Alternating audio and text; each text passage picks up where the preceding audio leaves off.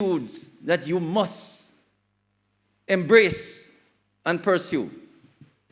And to the justice of the peace and the parents, I ask you all, please, and the teachers, encourage our students to have ambition, to aim high. If I didn't aim high, I couldn't get there. But I decided that I wanted to be the best for myself, my family, and my country.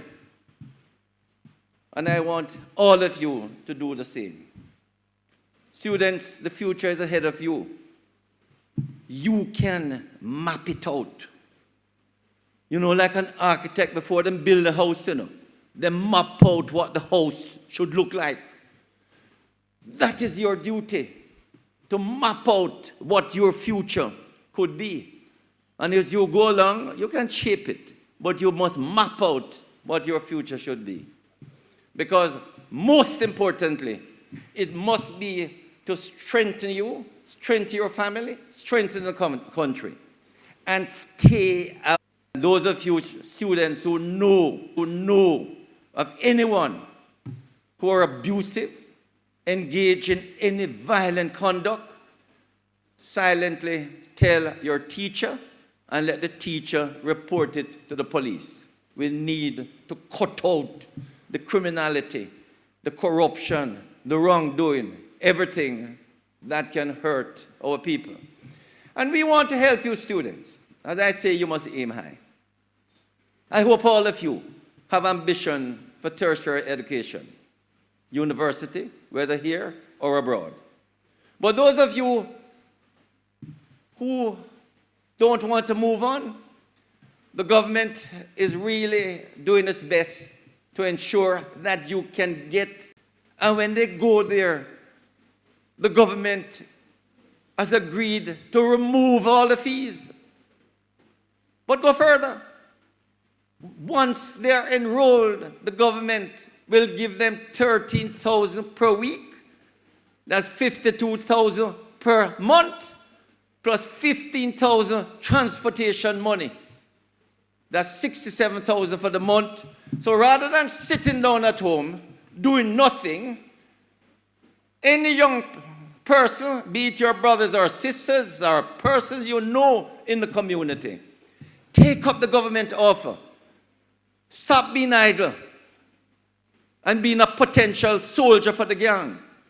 Go to a heart vocational training, hand middle, with ganja, or planning to scam people, or defraud, or to join gangs. I beg all of you, urge them to go to heart and get additional training. Please, students, today is your day. Learn as much. But if it's one thing I beg you when you leave here, remember Mr. Chuck tell you, have ambition. Aim high.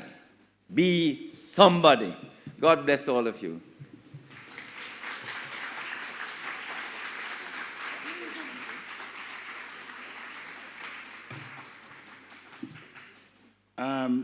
I can confidently say this anywhere, anytime, that you have a very sound character, sir. You're a wonderful gentleman, and we all love you. But the minister has delivered a very inspiring greeting. Yes? Yes? Yes? Thank you. And I want to present him with a book that was written by that gentleman over there, our guest speaker. Oh. For you to, when you're in a rocking chair, sir, you may read. Which one the far off?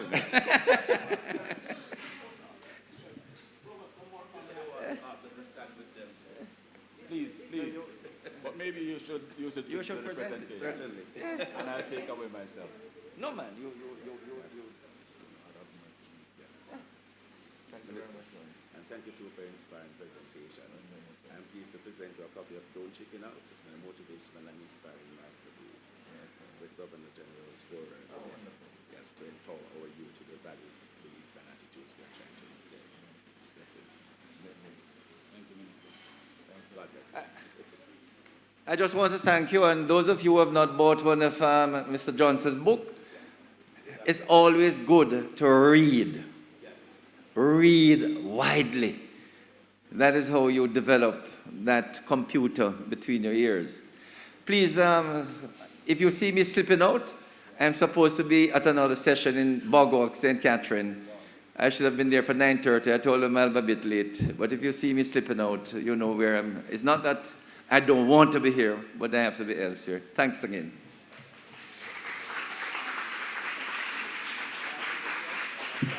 Gosh, so many lessons and mini stories from the minister a while ago. Don't have to clap louder than that, man. Come. Believe in yourself, stand up for what's right, aim high, map out your future. You see how many tweets you can already start making? You see how many Instagram posts? How many of you took a pic of the minister while he was speaking? Thank you very much. So let me help you out. Hashtags are hashtag MBVA, hashtag youth empowerment, hashtag beliefs, values, and attitudes. As a matter of fact, no and. So, hashtag beliefs, values, attitudes. All together, of course. There is a prize for the person with the most social media posts about today. So make sure you are in the running for that prize. It's interesting that just yesterday, Cambridge Dictionary announced its word of the year. Every year they pick a word. They pick a word that for some reason has impacted people all over the world. And this year's word is manifest, which is kind of what the minister was talking about, don't? Manifest. See what you want to be. Work towards it. Build out the plan. Make it happen. And when you're working towards it, the universe will help to make it happen too. Here we are today manifesting a fantastic future for you.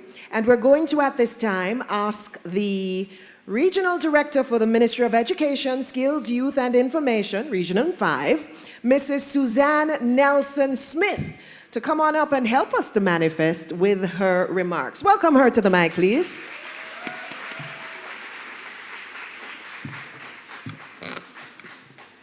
Moderator, Mrs. Paula Ann Porter-Jones, Lieutenant Colonel, the Honorable Garfield Green, CD, JP, Custos Rotalorum of Manchester, and Mrs. Green, the Honorable Delroy Chuck, KC, MP, Minister of Justice, guest speaker, Pastor Jermaine Johnson, specially invited guests, and the Custos would have acknowledged those guests, other distinguished ladies and gentlemen, principals, teachers, student leaders, and if you'll allow me to acknowledge the members of my regional team who are present providing support to today's event. Members of the media, good morning. Good morning, students. I'm sure you're happy to be here today. So let me hear you again. Good morning, students of Manchester. Wonderful. It's so great to see you.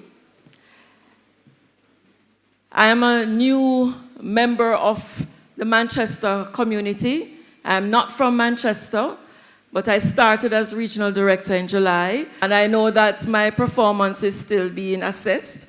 And so when the Custos will say that I am the principal of the parish, I know that when Custos calls on me to serve, I have to respond. Because, as I said, I'm not from this beautiful parish. I won't say which parish I'm from, but I'm sure when I'm deciding to switch, but I'll switch allegiance, and I'm sure by my performance, the Custos will decide to grant me full citizenship. So it is really happy to serve as regional director, and I'm even more honored this morning to bring greetings on behalf of the Ministry of Education, Skills, Youth, and Information. It is Malcolm X who aptly noted that the future belongs to those who prepare for it today. It is an honor to stand before such a vibrant assembly of young minds ready to serve their country through advocacy and leadership development, preparing for the great revolutionary future that is to mark the growth of a great nation. In fact, you're not just the future of Jamaica, you are the reason for the sacrifices made in Jamaica's past. You're also the reason for policies and plans being laid in our country's present for our country's future. Policies and plans such as Transforming Education project known as TREND. Who can tell me the meaning of TREND? Which bright student can tell me when we say TREND, what does it mean? Don't be afraid. TREND. Go ahead. Loudly. Not hearing you? Yes, but the term itself, TREND, this is what the platform of the ministry is embarking at this time, the Ministry of Education. When we say trend, it means that we're transforming for national development, transforming education for national development. So you're right in terms of telling us the meaning of the term itself, but capital TREND. Right? It has a meaning, and we're talking about transforming education for national development. So students, when you hear about trend, please, this is what we're speaking about. The baton of leadership has been passed to your generation, and it's time to run with it, to sprint towards a brighter future. This is your moment to shine, to innovate, to inspire. This symposium is more than just an event. It is a catalyst that should have each student gathered here today energized and ready to lead in their own space. It is a platform to amplify your voices, to share your ideas, and to connect with like-minded individuals. Remember, you possess the power to shape the world around you. You have the ability to challenge the status quo, to break down barriers, and to build a better future. Don't be afraid to be the change that you want to see in the world. To boldly but respectfully use your voices and work together to make Jamaica a better place.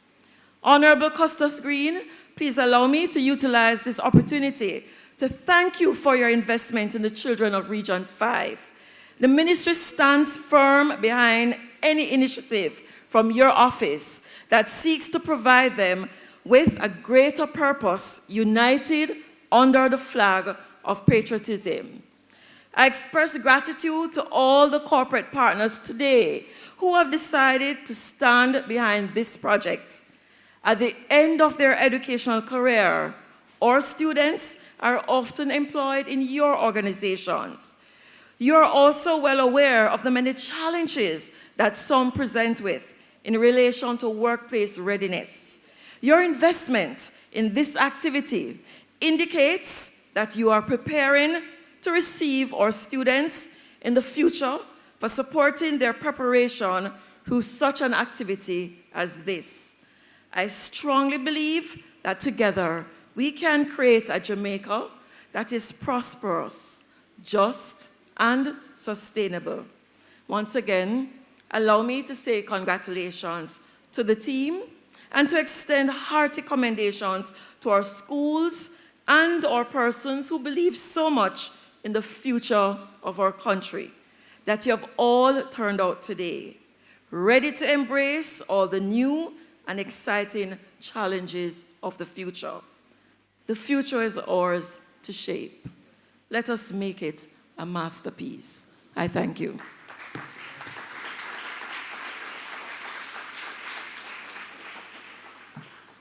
And it's a masterpiece of a story that will be written by you. Thank you so much, Mrs. Suzanne Nelson Smith, as she helps us with manifesting that future, manifesting that masterpiece.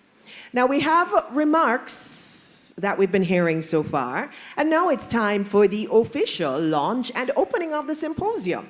I'm told that the Executive Vice President for Retail Banking and Customer Experience for the National Commercial Bank is with us, Mrs. Cherie Martin. Mrs. Martin? Okay, her representative is with us, and he will do the official honors at this time, if you clap him. Thank you.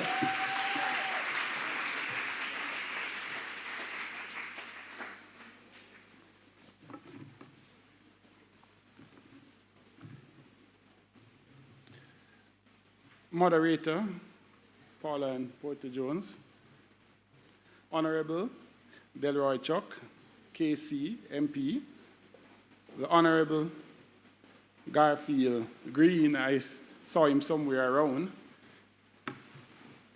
ladies, gentlemen, student, members. Morning. All right, sounds a little better. It's a fantastic day to be here with you today. Thank you to be a part of this event. Let's start with a few questions. How many of you think you are a leader? Give me a show of hands. Good, looking good. How many of you have ever wished you could make a change in your school, community, that what you do will actually make a difference? Your vision, we're here to talk about something powerful. Youth leadership. But let me tell you a little secret.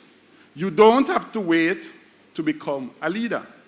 You already have everything you need of you can lead, take action, and be a part of building a better Jamaica.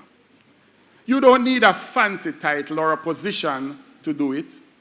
Leadership can start right here with the ideas you already have and the changes you already want to make. Right now, more than ever, Jamaica needs leaders who can stand up, bring people together, and make positive changes. Each one of you seated before me has the power to make Jamaica better, stronger, and kinder. You are the ones who will see things that even some adults miss. You'll be first to notice the classmate who is struggling, or to come up with creative ideas to help your communities. At NCB, we believe in doing well by doing good. This means that we are committed to give back to Jamaica, to invest in you, and create a brighter, stronger nation by supporting initiatives like this one. We know that by helping young people like you to grow, to learn, and to lead, we are making an investment in a better future for us all. We see you, the young people of Jamaica, as the heartbeat of our future country. We want each of you to have the skills, the confidence, and the courage to take on challenges, create positive changes, and build communities that are united and strong. Through our foundation, we invest in education, mentorship, and community projects that empower you to be the leaders we need. Our goal is simple: to help you unlock your full potential and inspire you to make a difference. Now let's talk about civic engagement. Tell me, what does that mean to you? It sounds like a big phrase, but really, it just means caring about your community, understanding what it needs, and doing your part to make it better. Maybe that means helping a friend who is struggling in school, or starting a club that focused on community service, organizing a cleanup event to keep your neighborhood looking great. Leadership and civic engagement don't require big resources. They start with small, intentional actions. Imagine if every one of us did something to make life better for the persons or person beside you. Jamaica would be unstoppable. To everyone here, leadership is not about perfect. It's about caring enough to take action. People are watching you right now, your friends, your families, your community. They are looking to you to set an example. So my question is, what example will you set? What kind of Jamaica do you want to see? And how will you help create it? Here's a simple set of tools to guide you. Look ahead. Be a visionary and focus on long-term goals and planning. Lead by example and set the standards through actions and integrity. Adapt to change with confidence and resilience. Dare to believe that you can make a difference. These tools are small but mighty, and they are all you need to start building the Jamaica you envision. Today, I challenge you to make the most of what you learn here today. Ask questions, meet new friends, and don't be afraid to share ideas, even the wild ones. As I look around the room, excitement, I declare the 2024 Manchester. Let's make today the beginning of a journey towards a better Jamaica.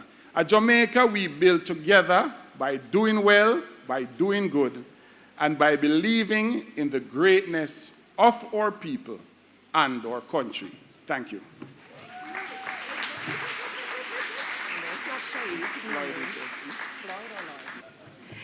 Lloyd Richardson, head of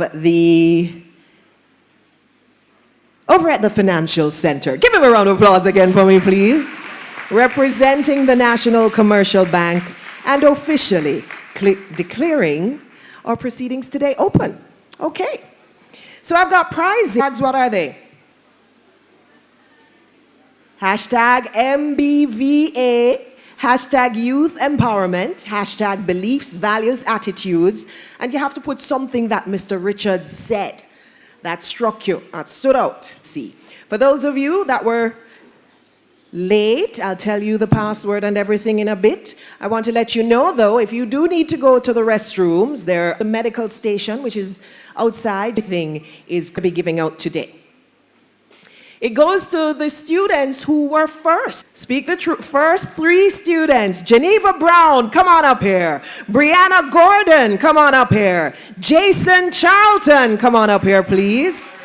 We've got books for you, and the author will be nice and present them. Geneva Brown, Brianna Gordon, and Jason Charlton. Where are you? Come, move fast.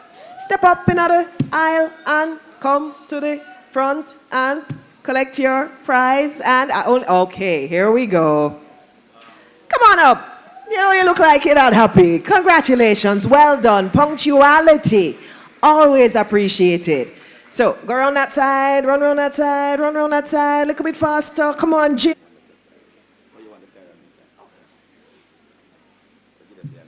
And I'd love for you to give them a round of applause as they...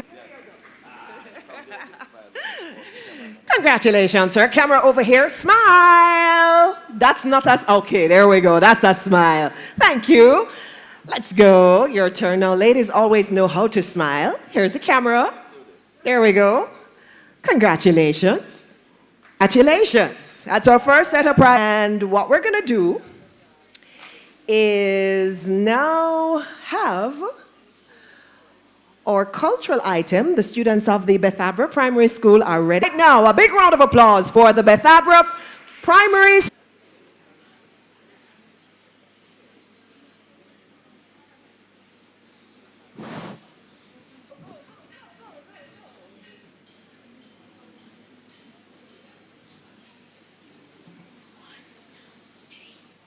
Rise up, just begun, rise up, the future bright, step out bold, stand up for right, in the community they make them mark, bring in the change, light in the world, say you're here, if you stay, working together make the dream come true, Jamaica strong, all because of you. Rise up, you, Mr. Rise up. Rise up, you, me say rise up. Rise up, you, me say rise up. Rise up, you, me say rise us. Them stands for justice, them fights for peace. Them voice say echo in the rise come true, Jamaica strong, all because of you. You, them arise, the future change, light in the dark. Rise up, youth, one lead the way. Show the world, say you're here, if you stay. Working together, make the dream come true. Jamaica strong, all because of you. Rise up, you, Mr. Rise up. Rise up, you, Mr. Rise up. Rise up, you, Mr. Rise up. Rise up, you, Mr. Rise up.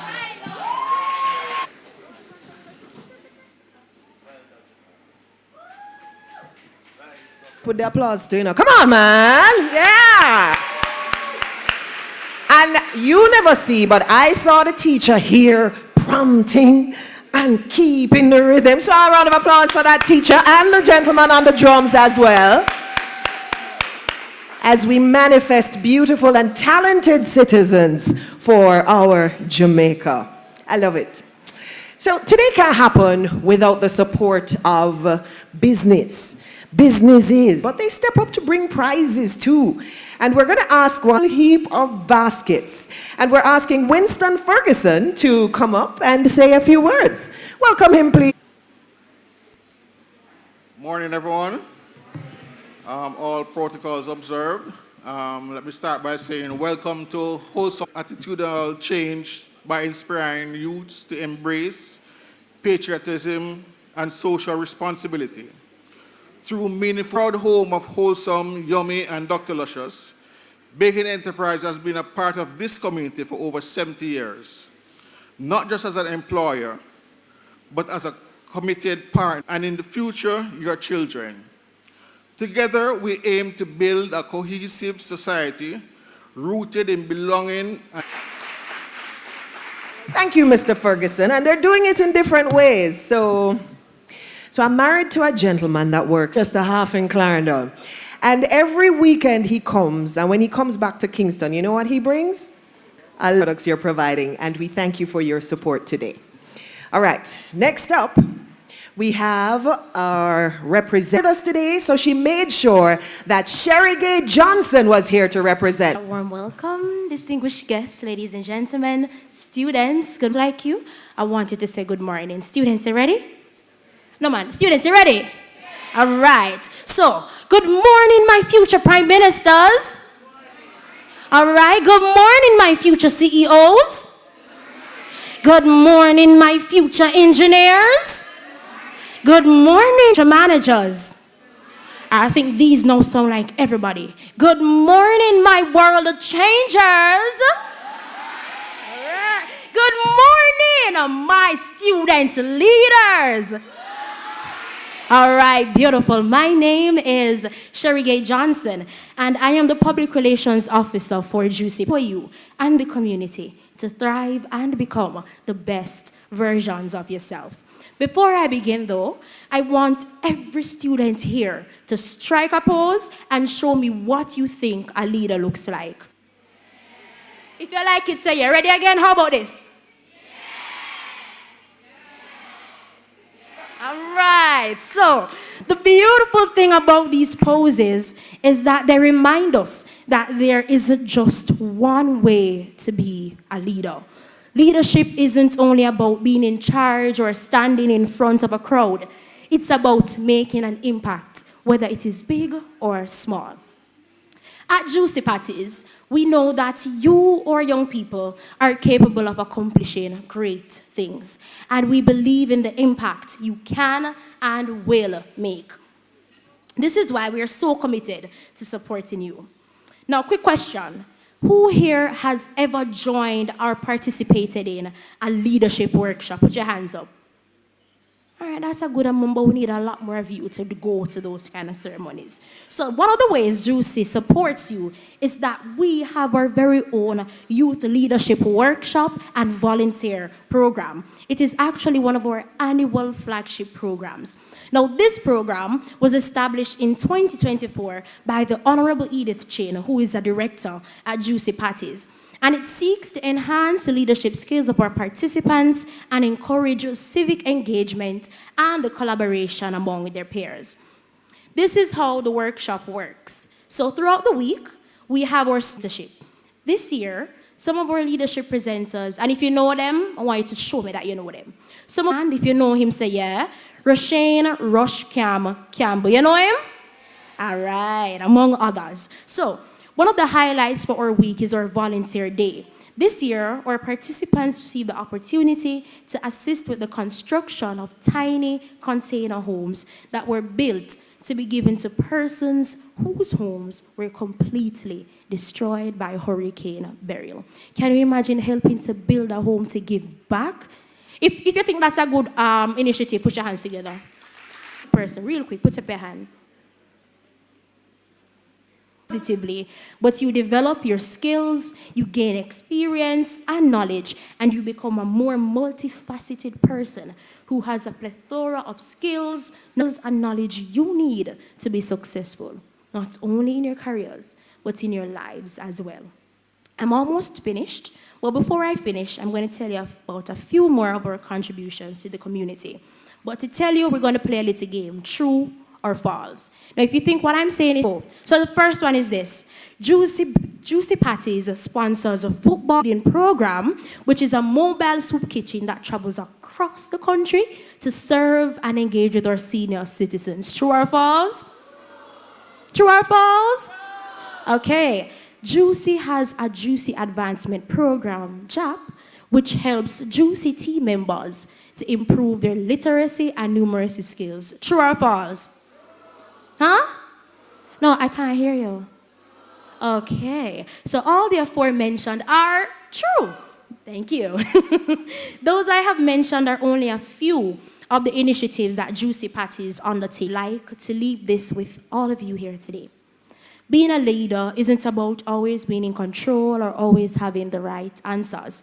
It's not always about having a position or a title.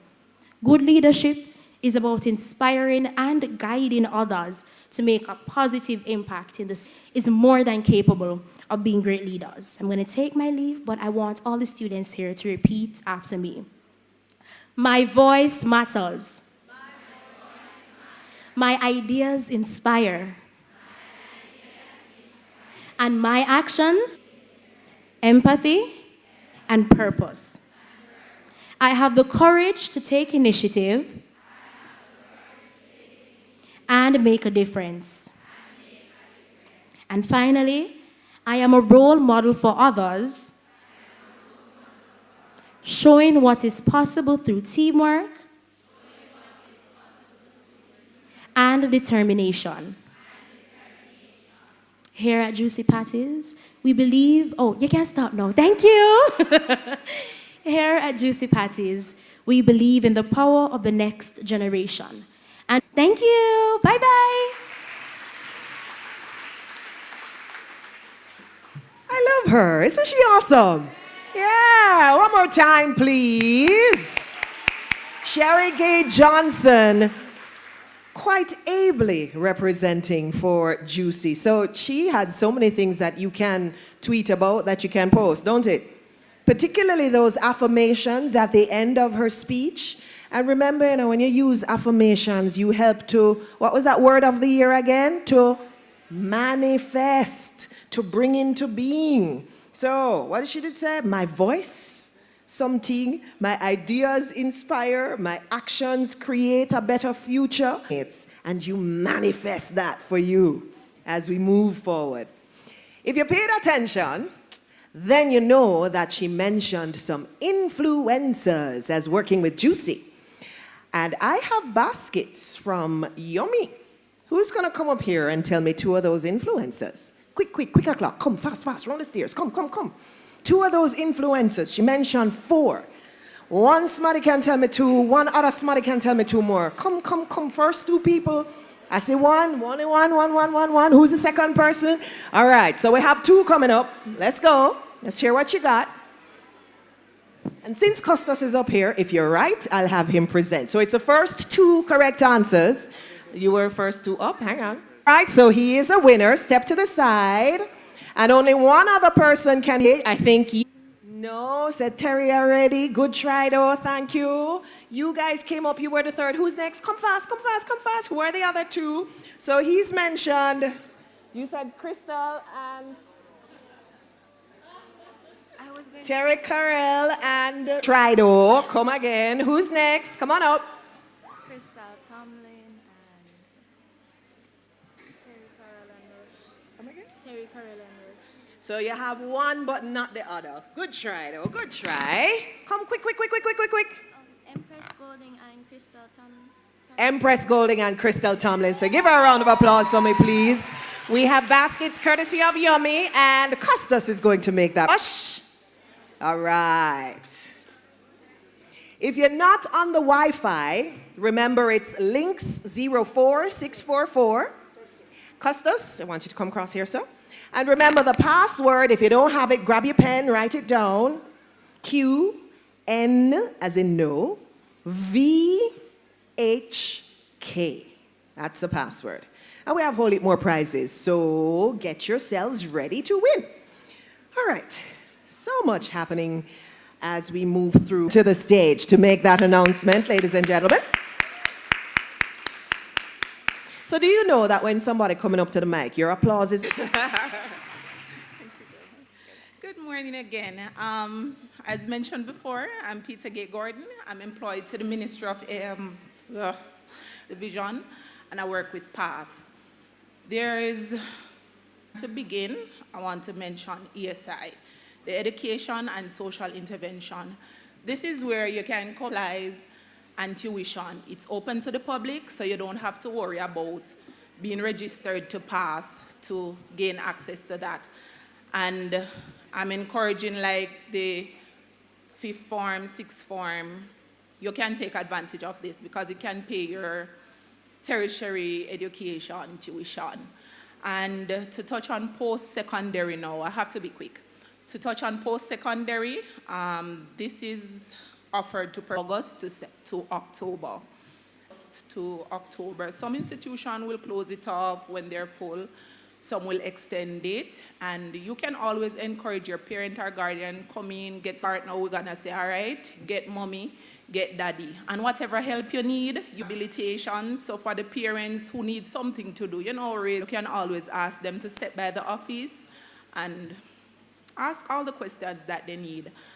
I can't recall all the faces today, but I hope to see some of you, or some of you with mommy, daddy, grandma, walking into our office. All right? I thank you so much for listening. I only had a minute.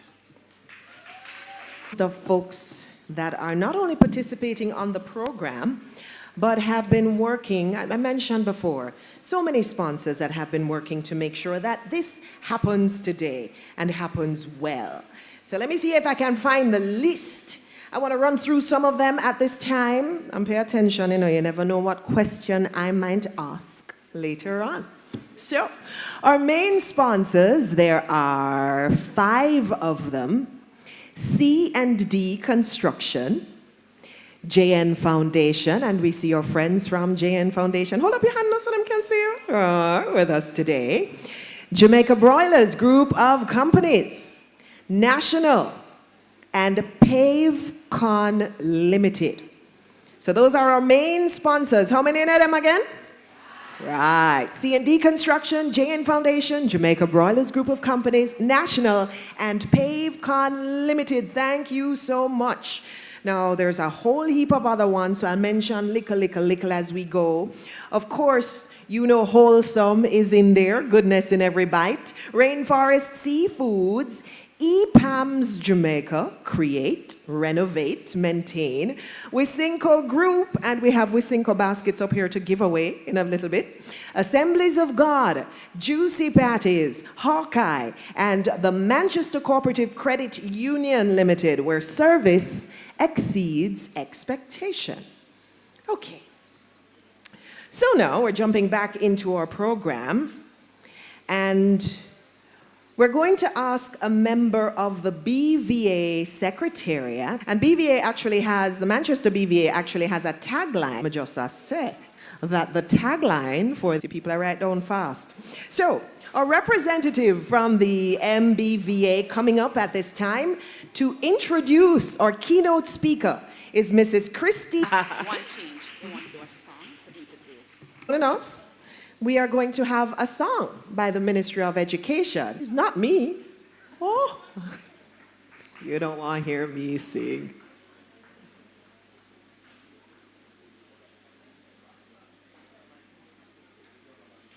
Can we give her a round of applause, please, as she comes forward?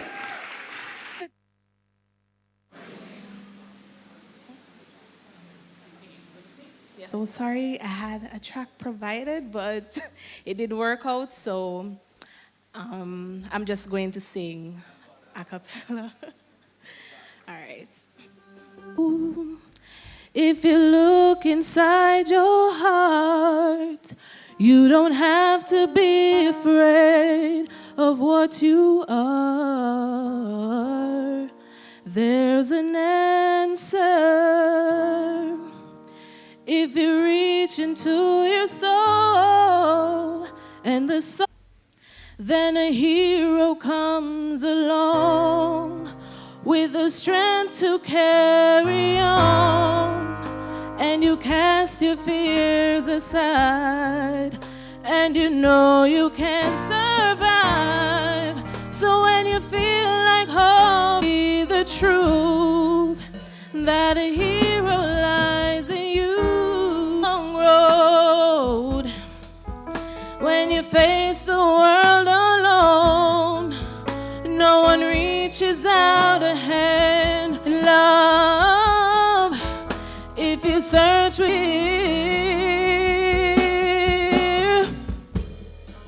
and then a hero comes along with the strength to carry on, and you cast your fears aside, and you know you can survive. So when you feel like hope, be the truth that a hero lies in you.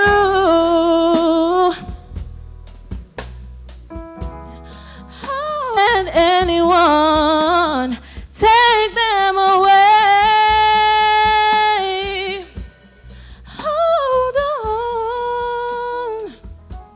There will be tomorrow. In time, you'll find a way.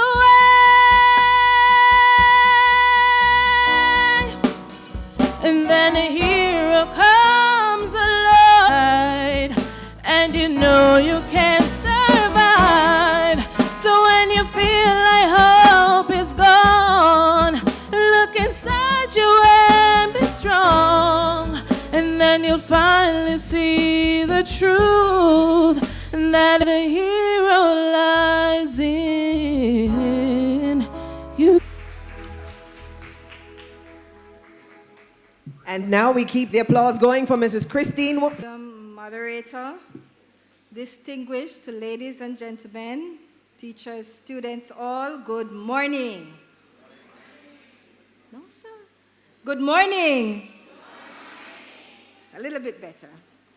I am delighted to introduce to you our guest speaker for this motivational speaker and personal and professional development strategist with over 20 years of experience, full speeches and workshops to hundreds of corporate, government, and academic entities locally and businesses, government ministries, academic and non-profit organizations, personal and professional development to audiences ranging from a few dozen to several thousand. He is passionate about helping individuals and organizations develop their leadership skills and reach their full potential, originally of Port Antonio, Jamaica. He is an award-winning Toastmaster, both nationally and regionally. He is a proud graduate of the Bellfield High School and the Northern Caribbean University, where he graduated as an honor student and class valedictorian. Since he began his illustrious journey, his accolades and accomplishments are too many to list. However, just to mention a few. He has served his country in many capacities over the years. Jamaica's representative to the Commonwealth Youth Parliament in Australia, and the composer of the Governor General's, I Believe, Program for Excellence, and recently received the Governor General's Gold Medal of Honor for his contribution to social transformation. Our speaker is the author of the celebrated books, The 7 P's to Effective Church Leadership, and as the senior pastor of the Monique's District of Seventh-day Adventist Churches in St. Anne. He motivates his motivational brand and operates with the mantra, engage, empower, enrich. He has one wife, Georgia, with whom he shares his ministry and work with. Ladies and gentlemen, boys and girls, please help me make welcome the illustrious, vivacious, the one and only Pastor Jermaine Johnson.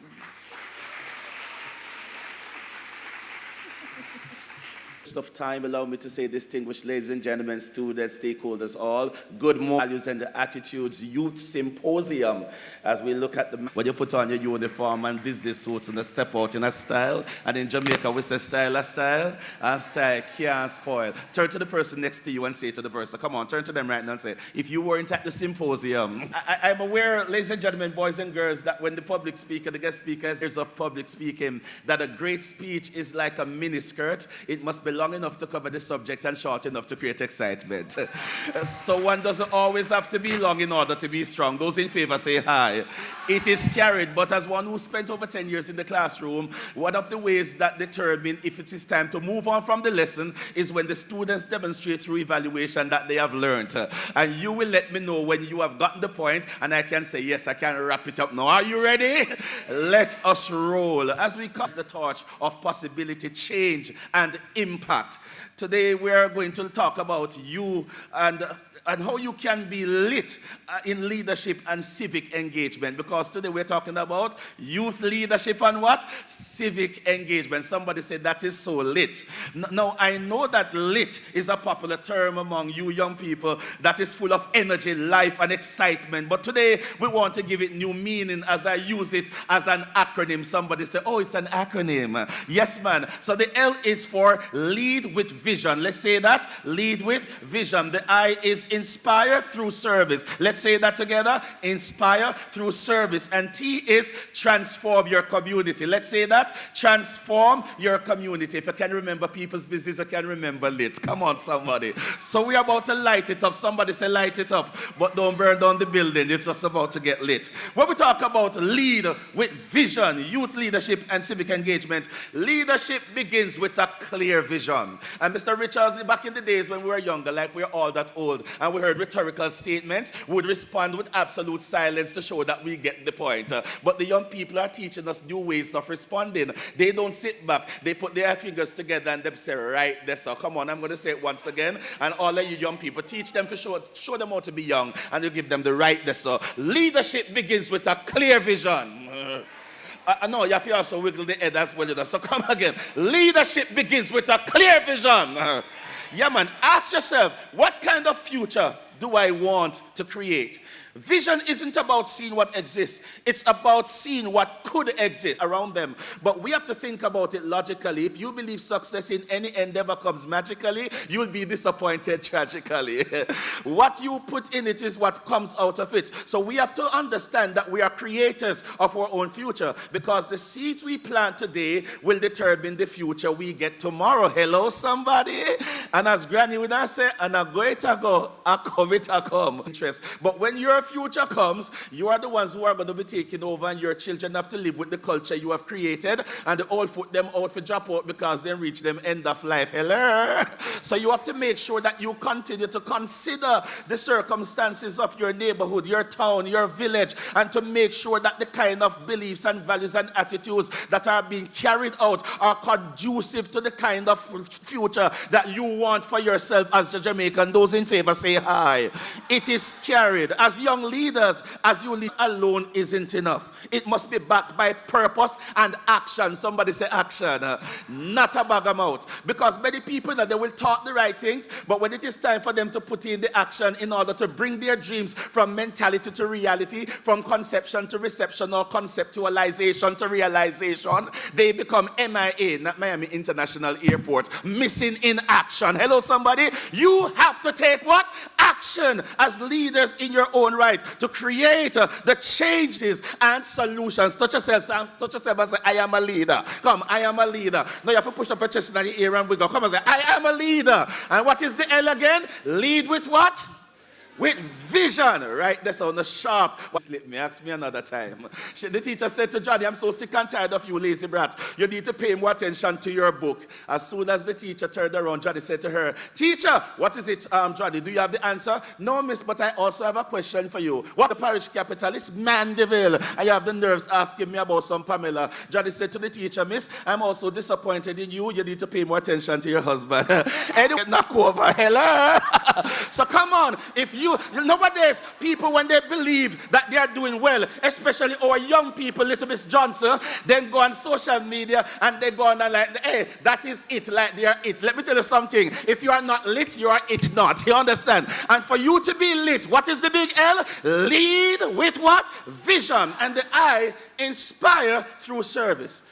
True leadership, young ladies and gentlemen, is rooted in service. It's not about titles, applause, or statuses, and we've been hearing that all morning. It's about lifting others. And the truth is that we have a society that we have a lot of selfish people. Some people are so full of themselves they don't have space for anybody else. But we must understand that true leaders, they inspire through service, they are selfless, and they don't just look out for their personal interests, but they look out for the best interests of others. Come put the fingers together and what we say, everybody? Right, that's all. Oh, you mean them catch it quicker than young people. Yes, when you step into civic engagement, you show people that their voices matter, their struggles are seen, and their lives have value. Volunteer around you to help others who are less fortunate. Choose somebody younger than yourself to mentor and help them to be better. Choose a project in your community, like a cleanup project, because if everybody sits back and says somebody else will do it, it's going to be left undone, and soon enough it is going to affect all of us. Am I talking the truth, young people? So we have to create the future we want. But the truth is that the future is not created when you get there. Like, duh. The future is created by the things that you value now. So we have to get the belief system right. Somebody say, get it right. We have to make sure that the values are on par. Somebody say, get it on par. And we have to ensure that the attitudes are correct. Somebody say, attitudes must be correct. Nowadays, everybody is so cocky and thin-skinned and touches. But guess what? We must have positive values and attitudes in our society. Integrity still a keep. Hello? Valuing honesty and moral principles in actions and decisions. Respect is still important. Somebody say respect you. Empathy, faith, courage, compassion, accountability somebody. But when it comes close to our doors, we all out and we play victim. We must treat others like we want to be treated. And if you know so that in the Bible, let the church say amen. Humility. It doesn't matter how great you get in life. Don't get cocky, because high seats still kill Mr. This important lesson. It says that what? He that exalts himself shall be what? So you know what is going to be their favorite song? I'm going down. But in tenacity to come and boast about it as if it is something honorable. Let me tell you something. It's just a matter of time. And a go it a go, a come it a come. So make sure that you're humble. Turn to your neighbor and say, humble yourself, yeah. Yeah, man. Generosity. So a young lady approaching the door. So I decided to exercise a little chivalry to show them that chivalry is still alive and well. I'll make it on them. So look more me, look when I say, if I didn't ever know, we cannot go down to that level. Let's all of us behave the same way. Oh, Lord of mercy, Paula. That one the song like status. What is the hashtag again? M, the ugly in others, destroy the beauty in you. So put your finger together. Right, that's in you. Because nothing comes out of you unless it's already there. So if you do bad because somebody did you bad, it shows say you're bad too. It just take bad treatment for you to show how bad you be. Yeah? For example, God forbid a man learns him getting born and then he decides say I'm going to give back the woman born. It shows him a born for a long time. But if you show if him born, he might forget liquor born. You understand what I mean? If he's a man of fidelity and integrity, he would rather walk away than to debase himself in order to get back to somebody else. Somebody talking to somebody. This is what we want to find in our society. So you need to have gratitude and perseverance and fairness, open-mindedness, family and community. Because if you are going to be it, ladies and gentlemen, boys and girls, you got to be lit. What is that? Once again, you must lead with what? Vision. And even the good wise man teaches us this. Where there is no vision, the people perish. When we lack vision, our society is going to pay the ultimate price. And do you know where the vision comes from? Joel prophesied that it shall come to pass that God will pour his spirit upon all flesh. And when the old men are dreaming dreams, looking back at the good old days, your young men and women shall prophesy and see what? Visions. So you are the leaders who have the power in your hands to transform Jamaica. With the influence you have on social media and your following, let me tell you something. Your popularity is for you to demonstrate what is right. Hello, somebody? Don't you debase yourself to any and everything because you look likes. Do it for the love and nobody do it for the like. Somebody talking to somebody. You notice people don't value anything that is modest and everything that is good anymore. Once upon a time, if you want a good reaction, you put on a nice suit and outfit and you pop a nice look pose, you know, and you put on your suit, you do something like this, and everybody like, whoa, you look so debonair. And if you're a woman, wow, you're looking pulchritudinous. Nowadays, if you're not showing breast, leg and tie like KFC, nobody know want nothing on the menu. Have you not seen it on your social media venue? When you look good like somebody picnic, nobody now fall like more than 1 and 2, but as soon as you go put on the meal deal, 2 piece, everybody say, how you go, girl? The wonder Paul says, this one thing I do, forgetting the things that are behind. Hello, somebody. Don't be an attitude. I'm the principal position. And talk about, that is it. You are not it if you are not here through service. Because, listen to me, volunteer, as I said, and show the world that you are selfless. Don't just live for yourself, live for others. Some people are just self-centered. And let me tell you a story as I close off on that point and move on to the next. We are flowing nicely. And when we say flow in Jamaica, watch, talk, and click.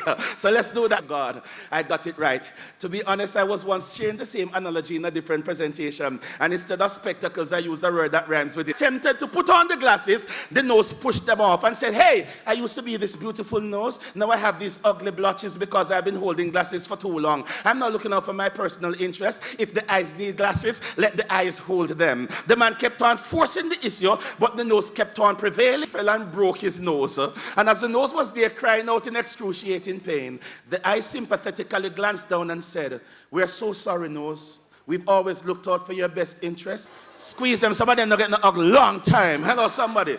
That's why the good book teaches us in Ecclesiastes chapter 4. It says 2 are better than 1. Because if the one falls down, the other will what? Help him up. But woe unto him who is alone when he falls, because he has nobody to assist him. And that is why if we are going to transform the parish of Manchester, everybody has to come on board. Hold hands with the people next to you as I share the next thought. One of my favorite African proverbs sums it up beautifully. It says, if you want to go fast, go alone. But if you want to go far, go together. How are we going to go, students of Manchester? And to be lit, you must what? Lead with what? Vision. You must inspire through what? Service. And finally, you must transform your community. Somebody said transform the community. Transformation ladies and gentlemen, boys and girls, starts with a sincerity and courage. And that's what my book talks about. My motivational and inspirational masterpiece, Don't Chicken Out, How to Find Your Courage. It requires consistency and what? Courage. Anybody can start the race, but it is about those who are able to finish it. Speak up for justice. You may not be popular for it, but let me tell you something. Spirituality over popularity. Eh? As long as God is on your side, no matter who you are, follow Jesus, and who will follow you. Do what is right, though the heavens fall. Advocate for equality. Collaborate with others to solve problems. And remember, do unto others what you want them to what? Do unto you. Avoid the negative elements that are around us. Nowadays, people call themselves influencers, but guess what? They leave off the adjective, bad influencers. So when they come on social media, say, hi everybody, welcome, it's your guy JJ, and I'm about to prank my wife. She's all dressed up in Louis Vuitton, and she thought that she put on because we're going to have lunch, but I'm taking her to the zoo in St. Elizabeth. Remember to like, share, and subscribe. What are you teaching people to do? You are making them, you know what that is? That's grooming the mind to believe that pranking people, and prankster life is okay. And when people now take the prank into an... They don't know them the one they're grinding. What they're grinding, they're grinding that today. It's not every old pan we knock. You fit dance. You must assess what is around you. You must choose your bandwagon them carefully, and then everybody come with the same follow fashion. It is interesting. When I did governance, what they see. Do you know what they see? Young people like yourselves, themselves, who are doing well in the STEM, the STEAM subjects, the sciences and the technology, etc. And when those young people see others like themselves doing well, tell me, oh no. And you laugh yourself to scan, and I know you know your SBA. Hello, somebody. It's real. Let me tell you something. Don't you be distracted. Transform your community. But let the transformation begin with what? You learn to collaborate. Start with your neighborhood. Start with your parish. Then spread it across Jamaica. Small changes then, when multiplied, create. Life is not lit. And for you to be lit, what is the L? You have to lead with vision. What is the I? Inspire through service. What is the T? Transform your community. Avoid negativity and anxiety. And now as we take it home, listen man, why must run me rhythm there? Lot of mercy. Me drink me water, I'm not thirsty. Positive, me say fitting positive. That's where the notions them were too negative. When me take a little look on the situation, appear bad vibes that plague the nations. Attitudes are your meditation. So fly with the birds in the right direction, and cut off difference them with bad ambition. Show respect, care and compassion. Humility, integrity in transaction. Press forward, young you take a stance, and don't you give in under the circumstance.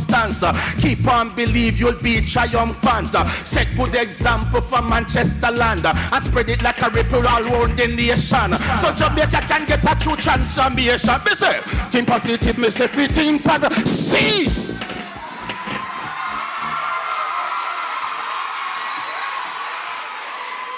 Because you are definitely not it if your life is not lit.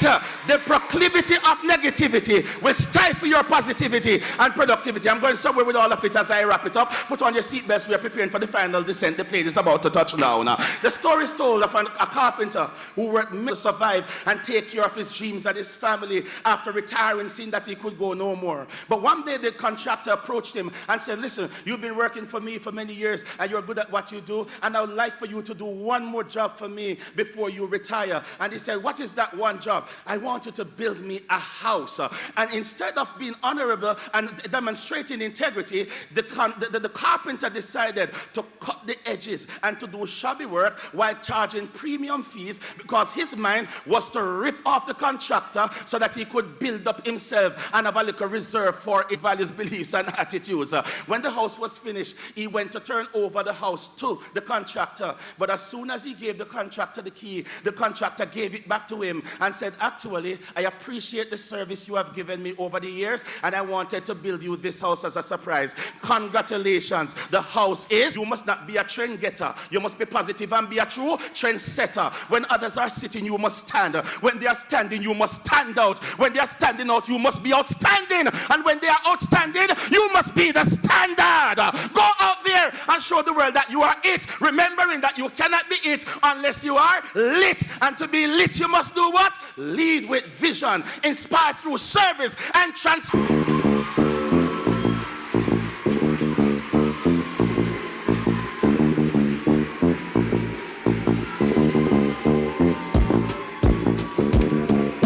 So if you didn't like it, you don't need to stand up and clap, man.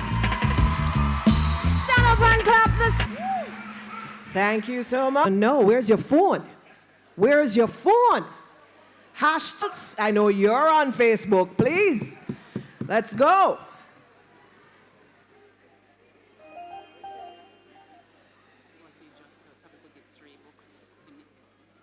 So I see some people, is that tears you're wiping, sir? I don't know. Mr. Richardson, you all right? Okay, well, good. And I know that so many of you showed how you be it if you're not. So there are 3 books for the first 3 people to give me the 3 lines of the lit. I don't want. Why she beat you? Hush. 3. Stop. We can't give hope it works. Don't go anywhere, my judge. Come on up. What's line number 1? Lead with vision. Lead with? All right. Congratulations. We will ask Pastor to hand over the book across there. So what's line number 2? Give me a touch. Congrats. No, man. Go on, man. You get your book. And number 3. Transform the community. No, say it loud, no, man. We're going over there. So we said there's one more book. And I must ask what? Complete the sentence. Stay right there. Complete the sentence. To take. No. All right. There is something that will happen when you take action. What is it that will happen when you take action? You will.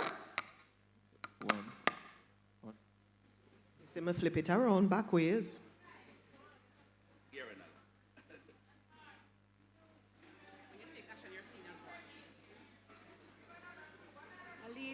A leader, that's right. Finish the sentence. When you take action, you are A leader. Give her a round of applause. She got that right. As a leader, you have to take action. I love it. And you see how many things happening as we move through. You finish the hashtags? You cannot be it if you're not lit. Remember, finish the posting is what I meant to ask. And you remember the hashtag MBVA. Panelists, we're asking you to meet at the front of the auditorium. Panelists, please step up to the front of the auditorium. Now, there is a refreshment break coming up, but you're not to get up and go anywhere. They will serve the refreshment break to you so that we can get everything moving along quickly. We want to make sure that we finish on time. CU choir is here. Want to see them? And it's only happened was that we knew that with something like beliefs, values, and attitudes, there needed to be more than just saying the words, more than the tagline, more than the symposium, the seminar, more than the group with the shirts. We needed something that would resonate and that would be easier for you to remember. And so, there is a theme song for the BVA, ladies and gentlemen. That theme song is called Rise Up Manchester, and it will now be sung by the NCU Choir. Let me hear a round of applause for them, please.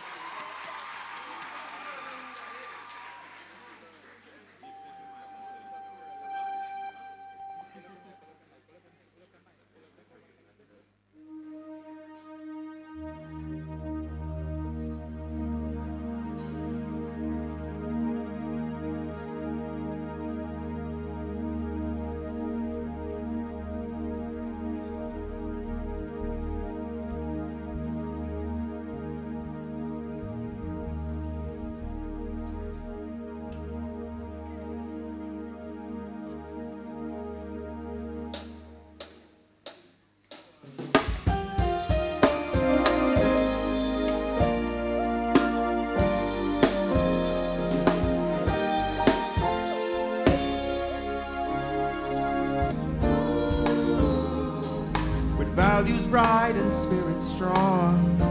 In Manchester we all belong. With every step we lift our voice. In unity we make our choice. It's time for truth to show we care for one another everywhere. Rise up.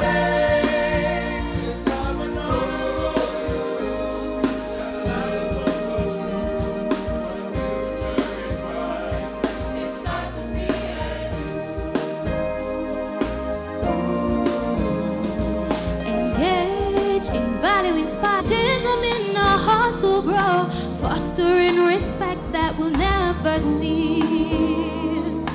Shall we care for one another everywhere? Rise up for Manchester, rise up today. With pride and purpose, all we will lead the way. With love and hope, shall Manchester rise.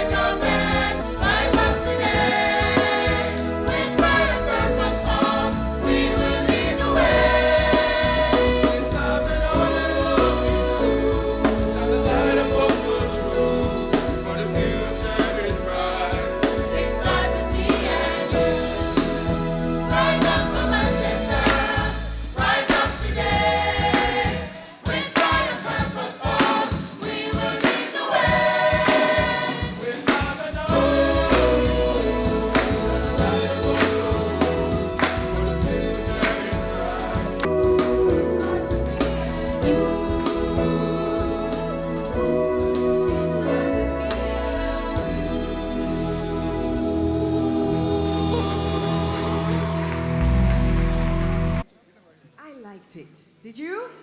Then one more time, please.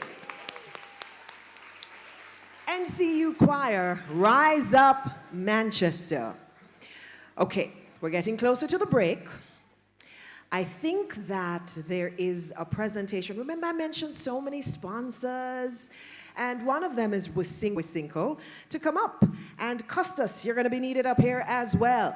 Roxanne Mitchell, sales rep from Wisynco, is being invited to the stage at this time to make a presentation to Custis.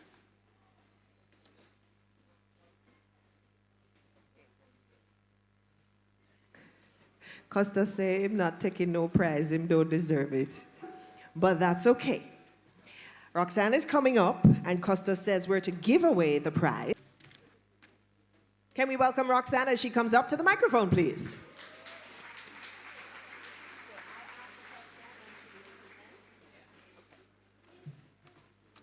All right, so let me ask, I'll stay on the mic and ask the question, and the first person to come up to watch and see. The first question is, who is the CEO for Wisynco? Fingers flying fast over the phones. I see Google audio. I see the question being asked. Oh, here comes somebody. Okay. Come forward. So the cameraman is over there. Here we go. Custis, you're within the picture? Over there. Andrew Marie, Wisynco brands. Name 3 Wisynco drink brands. I'm being specific. The drinks themselves. So hold on, no more. We have 3 already. We're stopping at that 3. No more. Hold on. Come on. All right, so 3 Wisynco drink brands. Young man, were you first? Go ahead. Boom, cran water, and water.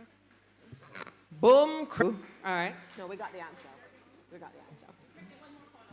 Oh, wait, one more out. Let's see if she can answer that in the final question. 3 snacks that Wisynco does. Wisynco have whole heap of snacks. Can you name 3?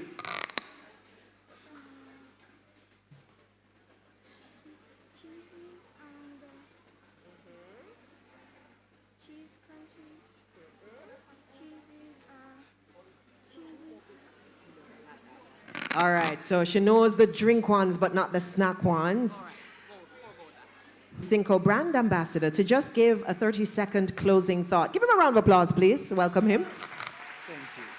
Thank you. Food and beverage distribution company, not only in Jamaica, but the Caribbean hemisphere. And we do believe in nourishing the minds. So I'm going to nourish your minds today with a simple thought. As you know, to own your power, that is to give it away. How you love to be motivated, that is how you should mentor. Carla Harris once say, a song is not a song until you sing it. A bell is not a bell until you ring it. Power was not put in your hands to stay. Power isn't power. So much, all right. And we know to learn, we need breaks as well so the mind can rest. And we now have a 15-minute break. And you are going to you in your seat.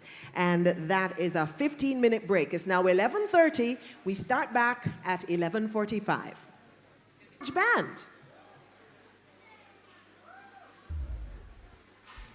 To amplify student representation. There is nothing for us without us. And I don't just mean that we are just given a seat at the table. The reality is if we want to form, or rather, you cannot prepare for the future without the future. And the future is the youth of Jamaica.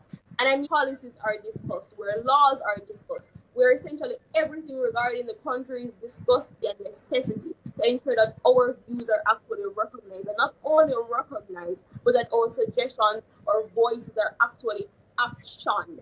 This Youth in Action Live Forum was brought to you by Juici Patties. So listen to everything that they are saying. And I say to parents, do not listen to respond. Listen to understand what is being said to you. So for the younger children, you give them messages of reassurance. Say you are loved and you're valued. It is not your fault. Help is available. And so that kind of reassurance is always good. And then for children, so use simple language. For children between 3 and 7, use simple language, clear language. Explain the concept in terms of what they understand. For example, you can say to a 3 to 7-year-old, your body belongs to you and no one should hurt you or make you feel scared. Teach them boundaries, reassure them. So for all the children, introduce them to the concept of safe and to be treated with respect. Define abuse, emotional, physical, verbal, in the age-appropriate term. Brush. And so there is no differentiation of age group conversation. So I realized that a parent will be talking to a 3-year-old like how they're talking to a 10 or a 4 speak to these children. This Safety and Security Live Forum is brought to you by National Self-Serve Wholesale. So Multicare would have been involved with mentorship for over 30 years, and mentorship has to change as well. And that's the idea of a mentor just being someone that randomly occasionally talks to a youth or someone that the youth looks up to but they never interact with. That concept of mentorship has to change. A mentor has to be involved in basic processes in the youth's life. This Youth in Action Live Forum was brought to you by Juici Patties.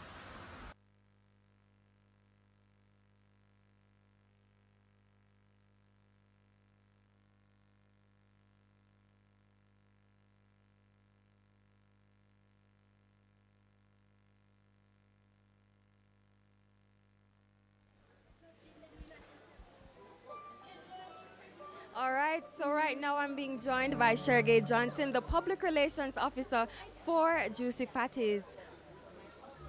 Yes. So how are you doing, Sergey? I'm doing well. Thank you for asking. How are you? I'm doing quite fine, thank you. So Sergey gave a wonderful describe the future leaders of Jamaica. What are you hoping for? What are your and can I do that again? Sure. So, my expectation. Yes, it is, but that's okay. No worries, people. She spoke a lot during the presentation today, a lot on the mind, so we can go again. And see how best they can apply it to their lives. It's just like our guest speaker said, you're not lit or you're not it if you're not lit. Leading with a vision, working on themselves and believing in themselves because they are the future. Here today. It was very, very, very important for us to be here today. We believe in the power of the next generation. This is something I always say. And so we really want to work towards supporting them. It's a much easier process when you have support as a young person, resources that they need to be as successful as they can be in their lives, in their career, and every sphere and space that they might occupy. All right, thank you so much. That was once again Shergay Johnson, PRO for Juici Patties. Thank you for having me.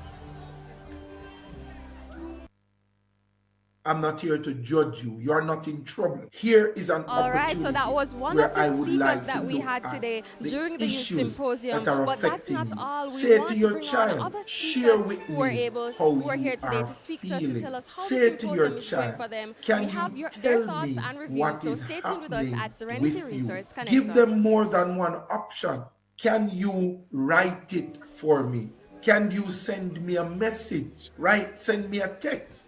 Drop me a voice note. Create different avenues for your children to express how they are feeling. Use drawing, use painting, use their emojis, but use what resource you have and express to the child that this is a safe way of allowing me to know.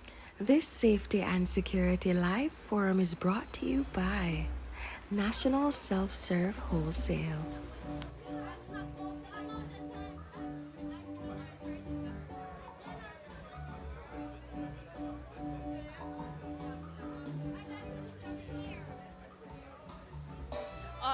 All right, so just to get you a bit up to speed with what has been going on, there has been a presentation with a variety of keynote speakers. One of the most memorable for me was Pastor Johnson. He told us that if you're not lit, you cannot be it, and he urged the young people to go ahead and continue to transform and inspire others with their visions that they have for themselves as young people. Now, throughout this presentation right now, we're on a break, but I can tell you that I myself have been motivated to continue to go on a path for greatness and also aspire to achieve various things to your future for a bigger tomorrow, a brighter tomorrow, format on spot with various people who are keynote speakers from today. And of course, Serenity Resource Connector, we are bringing it live to you.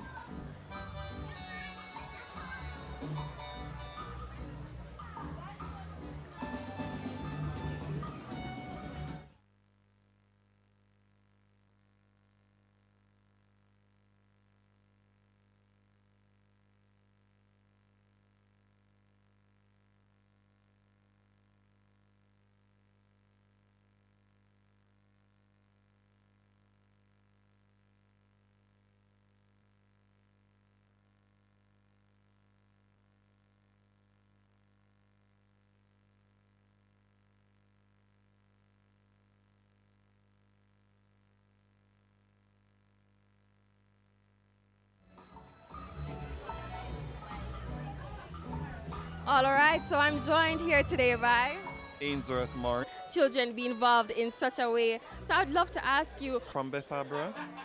We saw the theme on leadership, and we wanted to create something on that line. And so the song Rise Up. Actually, watching the children, now it's time to hear from one of you with this piece to present it. To be honest, so when I went up there, my hands were shaking. Nobody was laughing and judging us.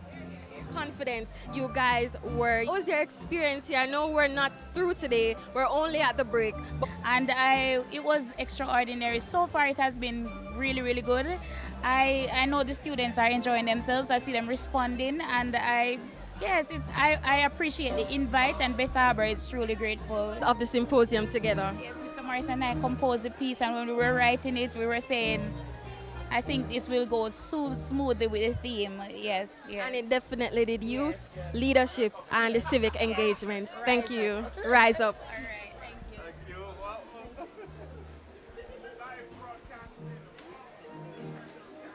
you. Yes, so we're live. His beliefs, values, and attitudes here today.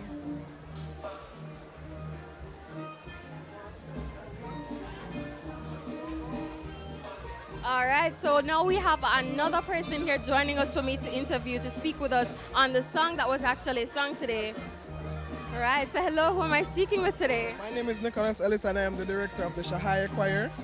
We were announced as the NCU Choir, but we're actually the Shahaya Choir from NCU, a student-led choir. All right, so when I was listening to the song, I was actually a bit inspired. I was wondering like, whoa, does my parish, I'm from Parental, does my parish have a song? So can you tell me what was the inspiration behind the song? Okay, excellent. So the thing is, fun fact, we weren't the ones who created the song. The keynote speaker, Sir Jermaine Johnson, he actually contacted me and said that he wrote the song, he arranged the song, and we just put the parts together. So I can't tell you about the inspiration, but we were inspired while singing it. That's what we can say. All right, so after being here and seeing the turnout today, what are your thoughts about the symposium? Well, honestly, I did not know exactly what to expect because we were just preparing to sing. But I'm seeing that it's a big initiative and it's quite exciting to see the impact that this symposium has on the youth, and I'm excited to see what is left and what we can experience going forward.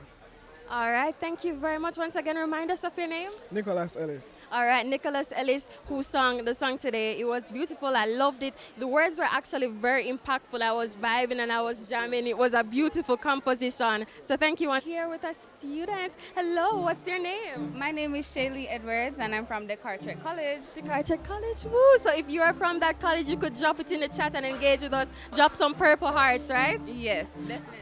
All right, so what do you make of the experience so far here?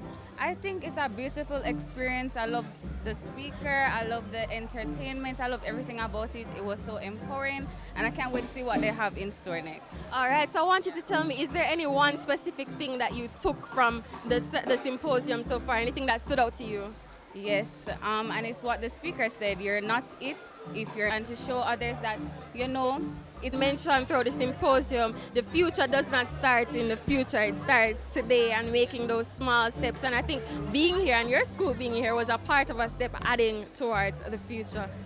Yeah, so I look forward to seeing you throughout the rest of the symposium. Remind us of your name and your school once again. My name is Shaylee Edwards and I'm from Descartes College. All right, Descartes College joining into the chat. Thank you so much. Thank you. All right, so you heard it there, folks, from the different people, the persons that we spoke to today, the schools and the colleges joining in. It's an absolutely, ambulance are here. We have the little babies here as well. We have primary school children. It's a lot of different youth here today at the symposium, and we're so happy to bring this coverage to you live with Serenity Resource Connector.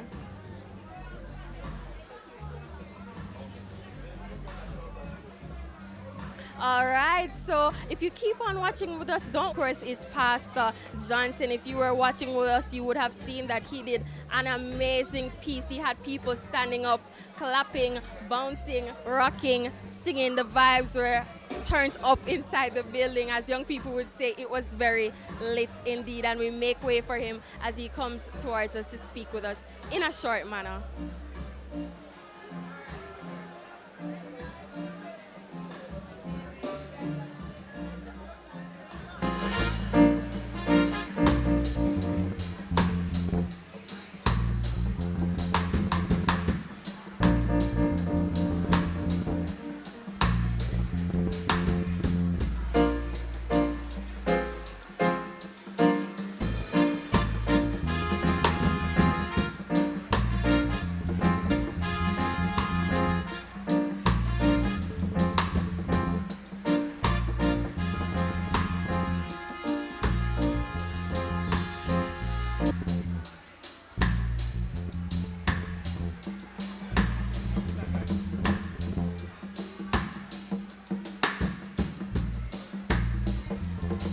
Please, at this time, and we're asking all students, all participants to return to all students can't go back to seats, back to seats.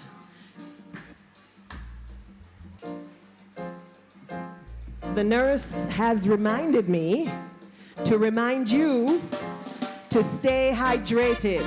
Make sure you are drinking water. We've already had one case of someone who was dehydrated. Officer for the parish here. All right, so we're joined by the Youth Empowerment Officer for the parish. So given that you are an integral part of this organization process, I'd love to ask you what experience, and I'm just excited to be a part myself. All right, so the theme that you guys have going on today, which is youth leadership and civic engagement, could you tell me a bit more? Of our youths and the great contribution that they can give in turn to society, and as such, that went into the consideration and the formulation of the theme. Starts today, and it's very important that we recognize the placed emphasis on that. So I'd also love to ask for you, what are your expectations for the rest of the day today? Well, I'm expecting a fun-filled and excitement day as we have started out front, as we have a good representation today. And I want to agree with you on that note there. It started off on a very high note, and I'm looking forward to see it continue. The vision of the ministry. Stay safe, everybody. Thank you. All right, thank you so much. The pleasure is mine. All right, so stay tuned. The symposium is now about to start. They have a giveaway going on right now, so stay tuned. There's a lot of excitement and amazing things happening here at Serenity Resource Connector.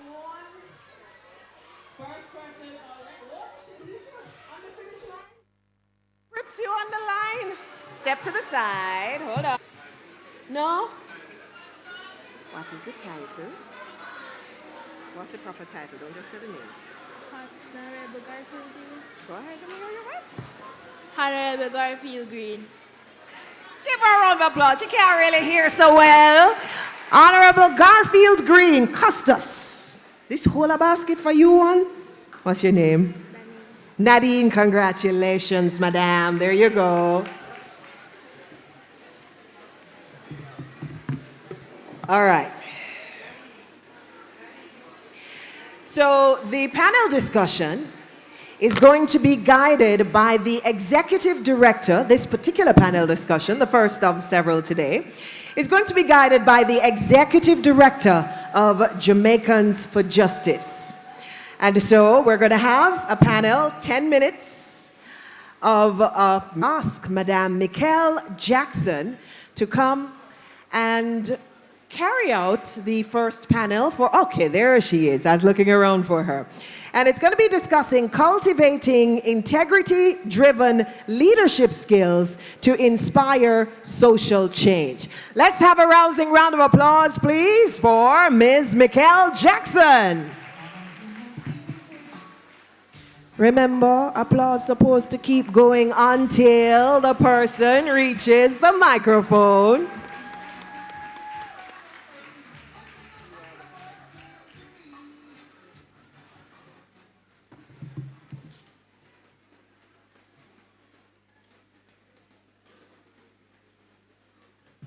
Happy Thursday to everyone here. For some of us coming from Kingston's side, Mandeville is certainly cooler, so we're happy to be here. And I particularly thank Custis Green for the invitation to be among so many students. It's a pleasure speaking on behalf of Jamaicans for Justice to you all.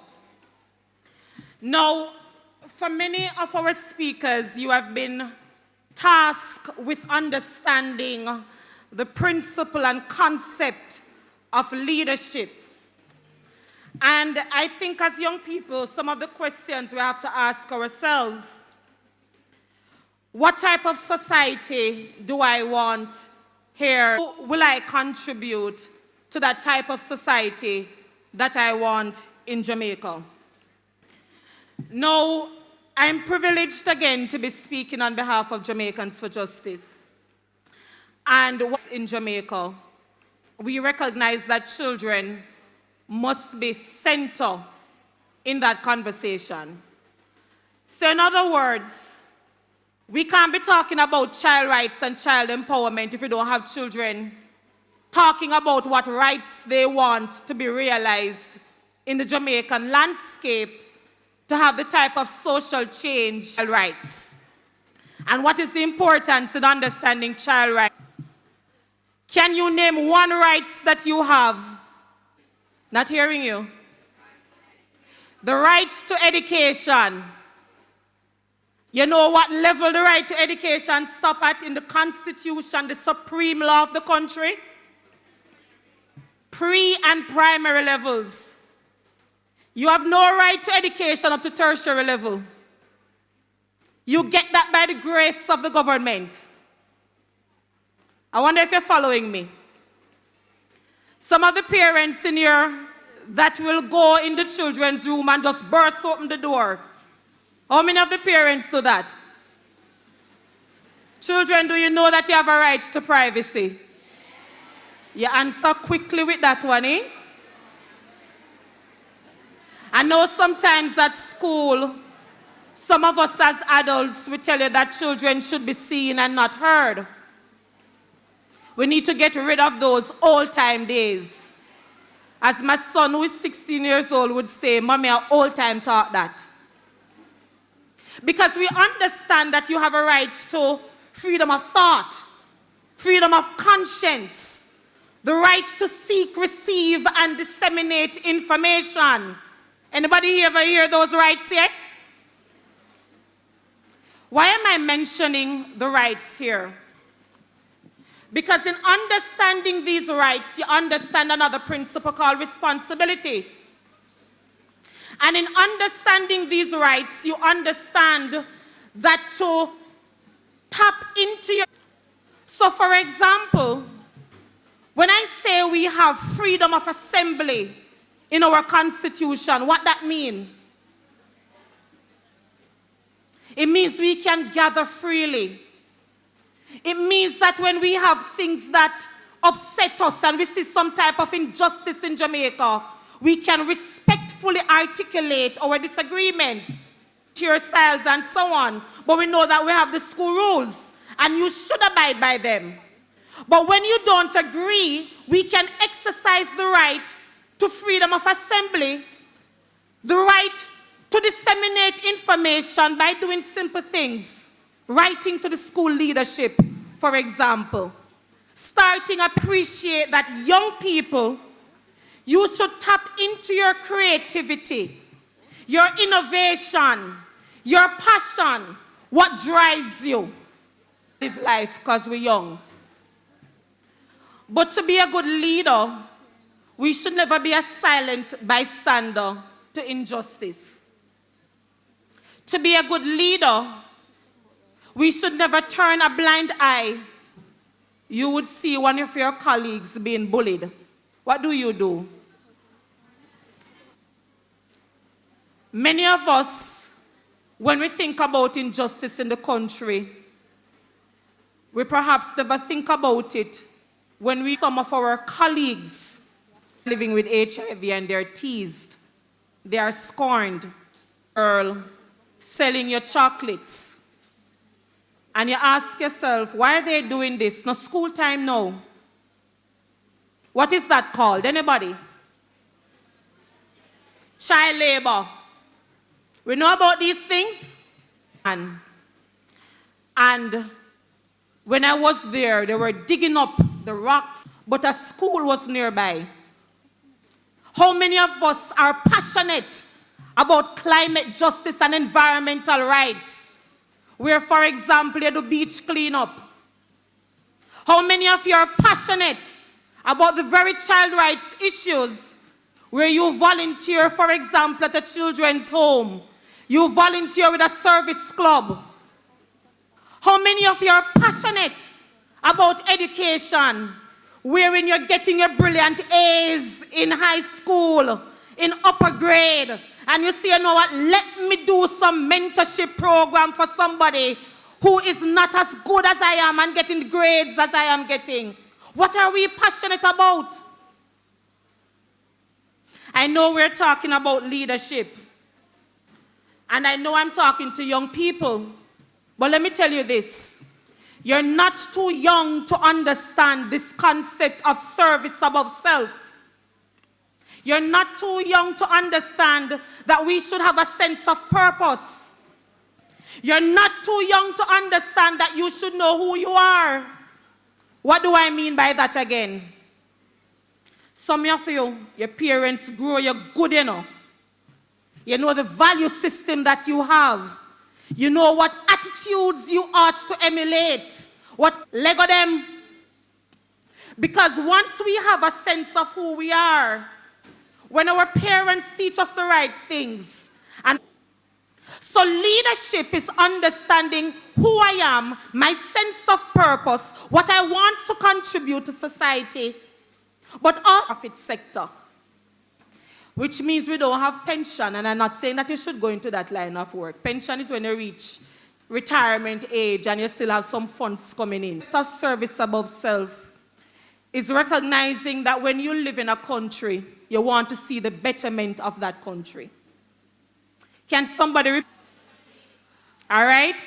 You're not too young. I know some of you babies are around here. I said above self means that again, we are giving back. When we see injustice, we speak out. There are some Know Your Rights book around the back. I gave it to an individual who will share some of it, the copies that we have. And I know sometimes when our parents, they're watching news, when did Jamaica get independence, sometimes they can't answer. Can somebody tell me when Jamaica gained independence? You have to know your history. You have to know why we have the custos and the role of the custos, the role of your counselor. Every student in here, at the very least, should know their members of parliament. Every student in here should know the prime minister. Every student in here should know who the leader of the opposition is. Because to be good leaders, we can't leaders. It's to demonstrate passion, to demonstrate again sense of self, to demonstrate who you are, the values that you have. And let me focus on this word called integrity for a minute. What does integrity mean? I know sometimes we hear the word and some simple things that we do, we don't even realize. When I ask my students, these are adults now, how many of you are thieves? That's the first question I ask when I teach ethics. And then I ask another question, how many of you see that are stealing? You're following me? So sometimes some simple. So integrity is the ability to know right from wrong. Integrity is also the ability to have courage and justice, even when it is not the popular thing to do.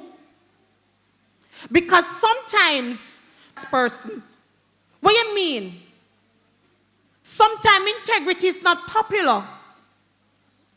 But sometimes we have to know when to say it is okay not. The importance of honesty takes courage and passion.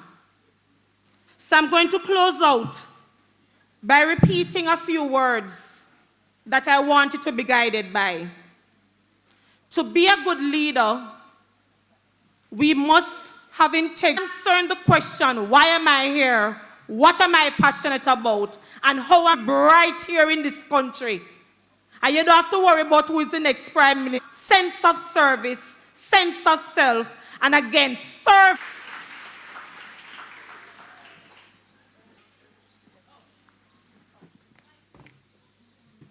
So we have some students here with us. They have them answer, and I may field 2 questions from the audience. All right? So let's get it started. I'm going to ask each panelist to introduce themselves, their names, and the school that they attend. All right? All right, good morning, everybody. It's great to be here. My name is Rihanna Stewart, and I am from the Manchester High School.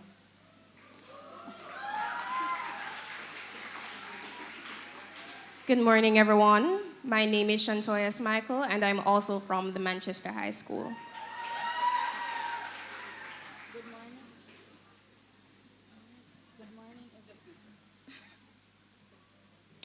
Good morning, everyone. My name is Ashley Hibbert, and I am a student from the Cross Keys High School.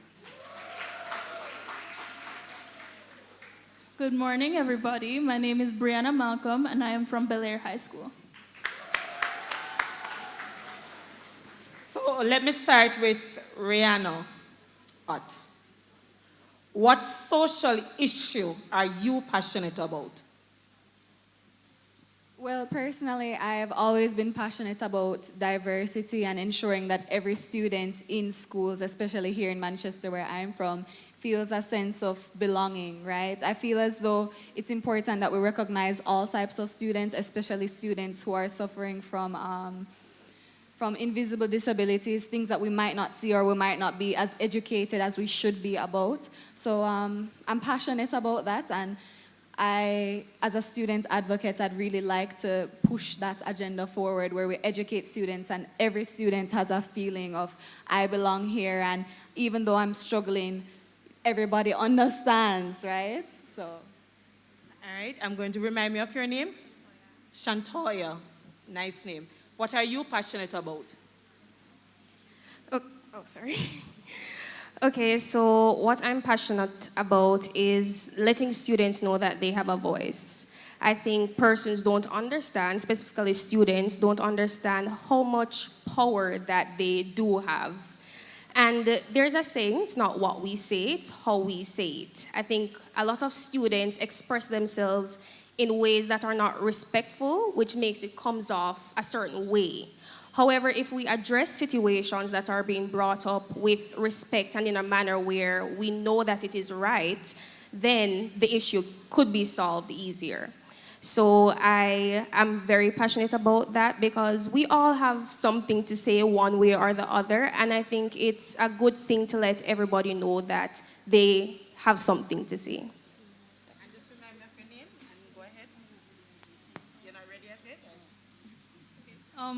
So one thing that I am so extremely passionate about is disability awareness.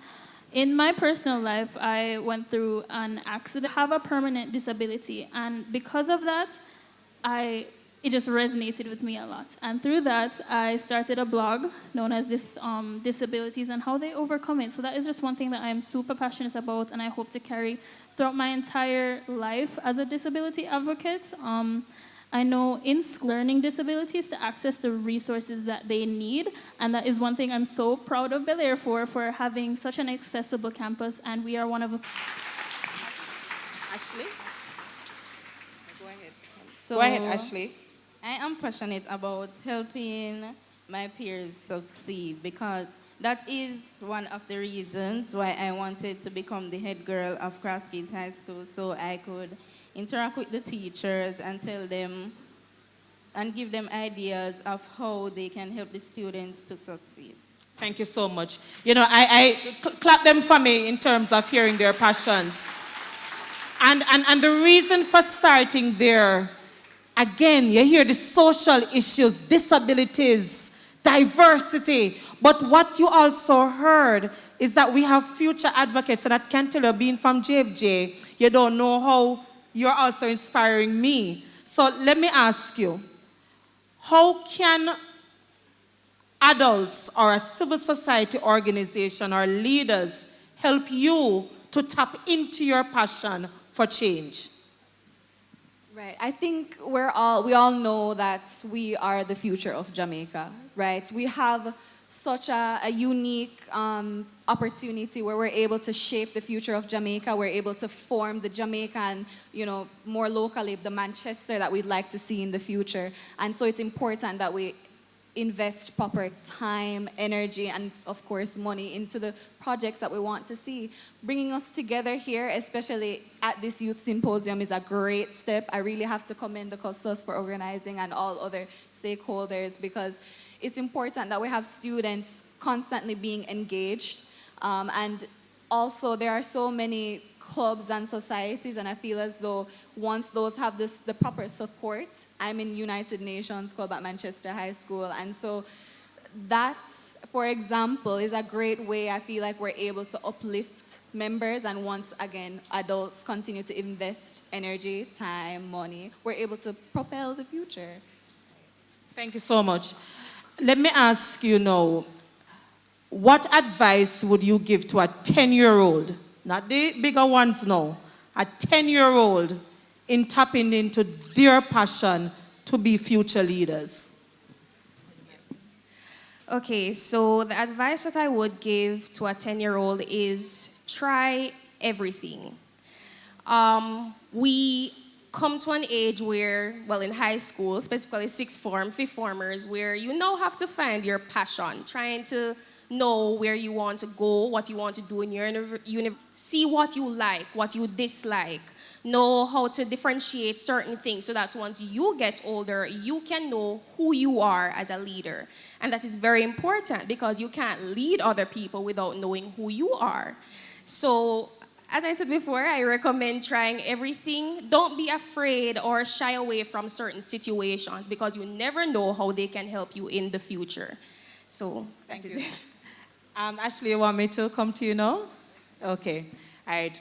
You see, Ashley seems a little bit shy, but guess what? It's bravery to be here on stage. Yes? Yes, miss. So I'm going to ask you now, how would you encourage someone else to be brave to speak on an issue that they're passionate about? I would encourage someone to be brave by blocking out the negativity that anyone has to say and just do whatever makes them happy. Thank you so much. Now, you've started a blog, so that's an advocacy tool. Give me a recommendation for others, because you see, we're passionate sometimes, but we need to take action, right? So you started a blog. I just wanted to quickly tell us how that is going and what other advocacy tool would you recommend to your colleagues to cultivate their leadership? Well, I feel in life that God gives everybody certain talents, and I feel that on that same level, He plants passions into your heart. So I feel that if you are artistic and you have a passion for learning, that you can combine those and maybe teach a class or host a seminar. There are so many avenues that you can use the talents that you have to create change. And I feel that once you find somebody who can mentor you and help you to cultivate your talents, that you can revolutionize the world. Thank you so much. You spoke about mentorship, so let me pick back up with Rihanna here. How important is mentorship as a tool for encouraging children and strengthening their skill sets? I mean, it's so extremely important. This is our first time living, and adults, you guys have had years, right? So I feel as though it's important that we're able to engage students and sort of guide them, because we're, as Brianna said, or your guys' responsibility as adults to grow the seed into beautiful trees that are able to grow and multiply and further help others. So when you have a set guider or a counselor, somebody you can speak to, it's important, right? And so I really feel as though we need to invest in that. All right, thank you. I'm going to ask the other three young ladies one leadership skill that you would recommend for. And is taking accountability. We are humans and we do make mistakes. We're put in a position where we have to make important decisions, and sometimes we don't think about how that can affect others. So accountability is really important because it helps us to take responsibility for knowing when we're right or wrong in a situation. It's not to say that, oh, we messed up, we're not good leaders, but it's to encourage and say, okay, I learned from my mistake, I can do better. How do I approach the situation next time? All right, thank you. Others? One leadership skill? One leadership skill I would encourage someone else to have is to respect others. Thank you. That was a skill I was actually going to say. But another skill I would say is to listen to people and make sure you're understanding what they're saying, because a lot of the time you will listen to somebody but you won't really understand what they're saying, and I feel like you can gain a lot of experience and perspective from what others have to say. So just listen. Sometimes you need to sit back and just listen. All right, thank you so much. A round of applause for them, please. Future leaders, and by the way, I hope you're all listening in, that listen, you're never too young to be passionate about something. You're never too young to actually take action. So having a blog, speaking, being student leaders, it's a big deal, right? So a round of applause to these young ladies, future advocates, not future, current youth advocates. Michael Jackson. And I think I see a basket. Michael Jackson's title. One smuddy. Who reaching first? One smuddy. Michael Jackson's title is... On the mic. Executive Director for Jamaicans for Justice. He got it right. Give him a round of applause, please.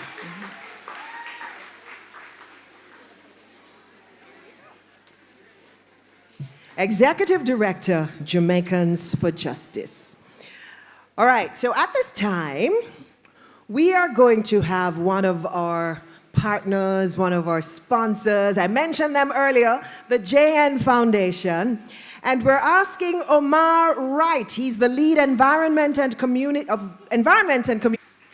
So just before Omar does, we're going to have Costas come and make a presentation to the most energetic guest speaker I have ever heard in my life. Don't it? And Paula, yes, you're right when you said he's energetic because he... And you guys are the judge, right?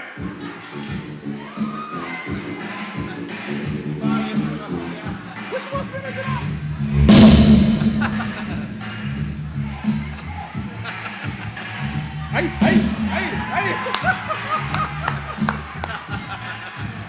She's the winner, she's the winner, she's the winner. She's the winner. Pastor Jermaine Johnson delivered a powerful approaching him to speak at some functions already. Remember, I'm his manager. All right, so all bookings come through me. All right? Pastor, I want to thank you very much on behalf of the Manchester Beliefs, Values and Attitudes Secretariat for accepting our invitation to speak today.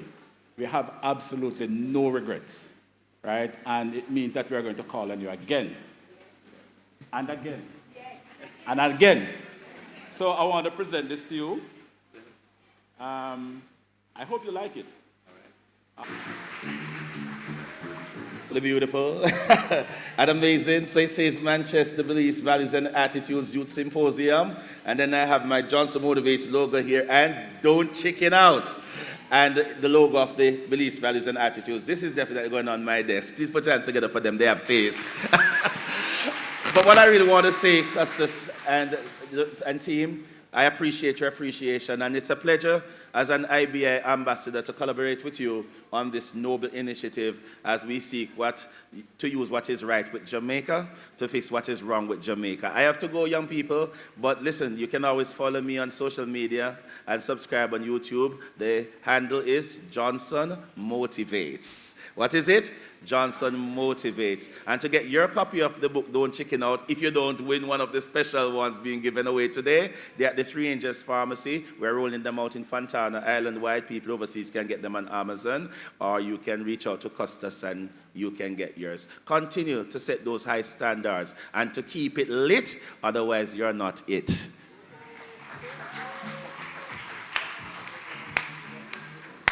I'm gonna look for Johnson's Motivates. You have a new follower, sir, at least one inside here.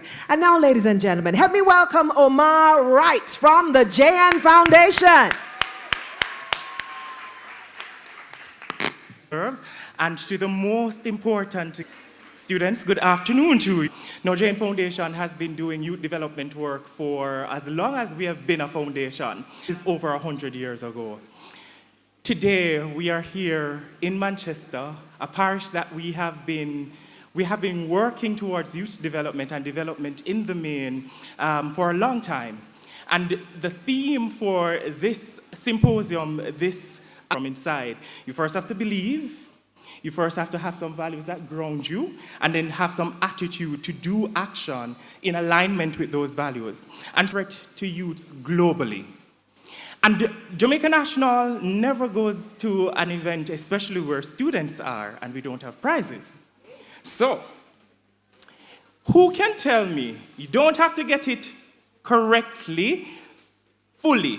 But who can tell me the number one threat to youth? I hear crime. I hear violence. You want to? Mm-hmm. You can go. And as she comes, she's coming for the prize, yes? The number one threat to youth. What do you see as the number one threat to you? Poor parenting. She says poor parenting. All right? And you are coming with an answer?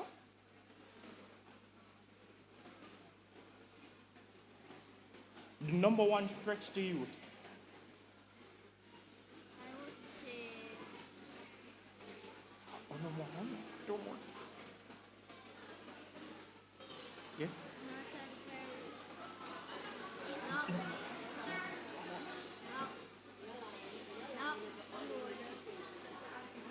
Not good? not good surroundings. He says not good surroundings. All right, thank you. And you? Bullying. Peer pressure. Abuse. Say that again? The devices and the things that we watch, okay.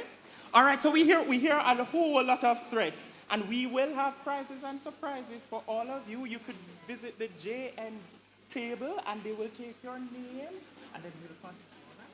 So you could visit the JN table. But social media, and you are all correct. Those are threats to youth development. However, is the number one threat to people. Our young persons are dying. You are between 15 and 29. That age cohort makes up 33% of all our road traffic fatalities. 15, that's the time that you're getting ready to do your CXC. That's the time that you're getting ready to go out into the world of work. You're building and starting your careers. In the audience right now, and you're between the ages of 5 to 29. Please stand. 5. And I want you to take a look. I want you to take a look at all of the faces. Now, I want you to shout some numbers that you think. How many persons died on our roads between November 1st, between 115, 122, 195, 220. As at November 19, 2024, we have lost 320 Jamaicans. What number you think would be a sufficient number? 0. You may be seated. 0. The Jamaica National Foundation 2019 that most of the fatalities, the road crashes, have been affecting Jamaican youth into the schools. But we don't want to be here honoring lives lost. We want to be here find a way to live productive lives wherever you are, and to ensure that as you journey through your careers, whether it's in high school now or primary school, and then into the future, you are prepared to live fulsome and wholesome lives. Thank you very much. And we're going to ask Madame Latoya Minot Smichael to come on up. She is manager for public education and special projects at the Office of the Children's Advocate. And you saw the format of the panel discussion. Students, you know yourselves participating in this particular panel. Make sure you are stepping up as well. Children and the use of technology. A round of applause for her, please. No man will answer me better. Good afternoon, students. Good afternoon, teachers. Remember, Mr. JN just asked one of a stretch a while ago in through your wings, and you would have gotten a little opportunity to begin to breathe. No say, I saw National giving out some sweet biscuit. I see them give a bun, and I saw them giving away things with sugar in there, Amanda. So nobody should be sleeping in this presentation, don't it? Hello? Very well. Now, my name is Latoya Minots Michael. I work with the Office of the Children's Advocate. And for those of you who don't know what that office does, is we are a commission of the Jamaican Parliament that seeks to protect the rights and best interests of children. We will advise you. We will have a very, very short discussion with you about social media and using it for positivity. What I'm doing is I'm abbreviating the theme so that it will become more palatable and easier to digest.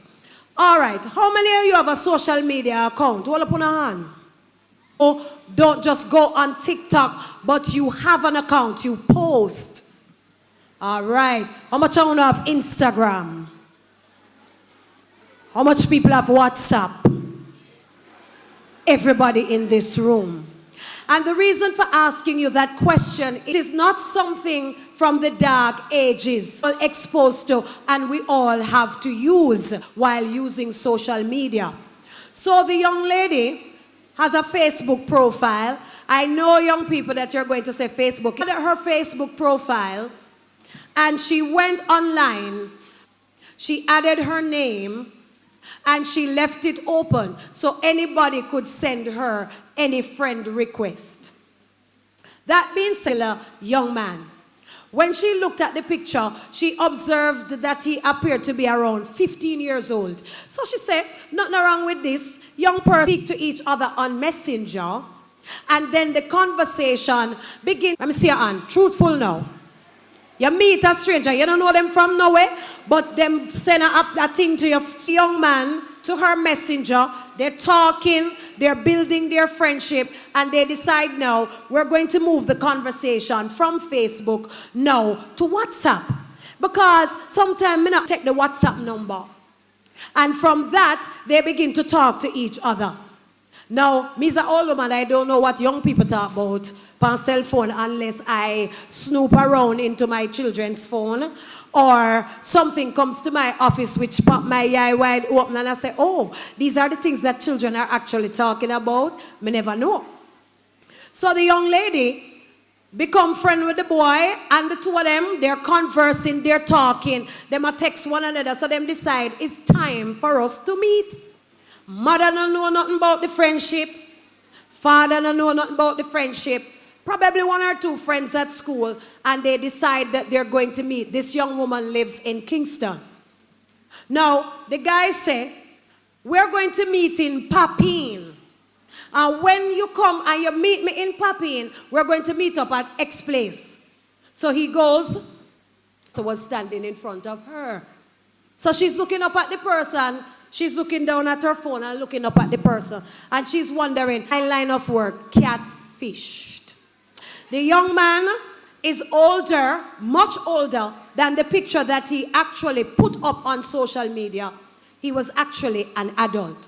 Now what takes place after that is very bizarre, and that is how my office got involved into the matter. The young man then takes the young woman into the Papine market on a bus, gives her $100 to pay her fare, and sends her back to her home in Opposite. Weeks later, that the child is demonstrating signs of not being well. So she takes the child to the doctor.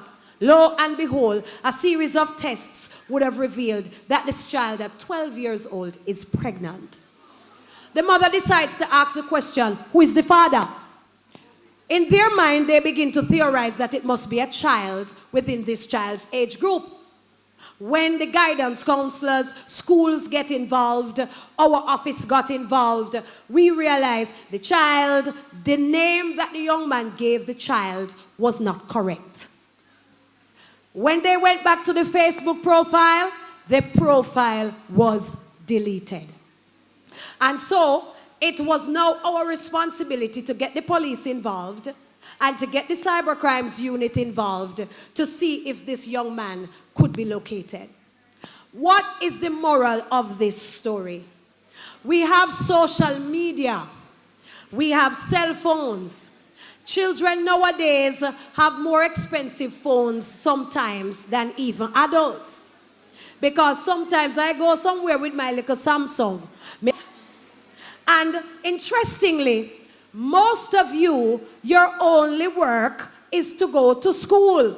So someone must be providing you with these technological devices that you have access to. Now, being given access to these technological devices, you engage strangers, you are expected in not doing the things that your engaged persons online. And you don't know those people. To you is this: be social, but be smart. All right? Be social, but be smart. Be careful in how you engage technology. Be careful in how you engage persons. And do not, irrespective of how they may look to you, do not befriend or add someone to your platform that you do not know. All right? So we have a session now that we're going to be... There are 4 students here, and we're going to be conducting our panel discussion. So the first thing I want to ask, I'm glad there's a young man up here. I want you to share with your fellow colleagues in the audience, how important is it to practice safety in the social media landscape? All right, good afternoon, everyone. First off, my name is Kevin Levy from the Bellfield High, so it's nice to meet all of you. So, how we should be vigilant on social media. Social media is a very interesting place. A lot of stuff happens on there. A lot of risks can happen. It can be very important to have social media, and it can be very dangerous. One thing I would say to everyone is be cautious. Don't trust everything you see. I've seen and heard of numerous cases of people getting in trouble, being endangered by being on social media. So the one thing I would say is just stay to yourself. Not stay to yourself in a general way, but stay to yourself in a safe way. You can interact with people, but be safe about how you do it. A lot of reports recently. We see it in the newspapers, you see it in the traditional and the non-traditional media, that a lot of young girls like yourselves have been featured in very negative videos. Featured sometimes doing things that young people should not be doing. What is your advice to young people like yourself who think it is chill, who think it is okay to engage in these activities and to record themselves and to place it within the social media space? Good afternoon, everyone. I'm Cindy Ellis, and I believe these young people were sending videos of themselves, taking photos, should stop. It doesn't matter if it's someone you know, someone you trust. You should never lower your standards to take pictures of yourself, inappropriate pictures, make videos and send it out. It could be your most trusted person. They'll make a copy of that video, send it to another person and circulate it on the internet. Don't make videos or take pictures of yourself and send it to others. In a matter of fact, don't do it at all. I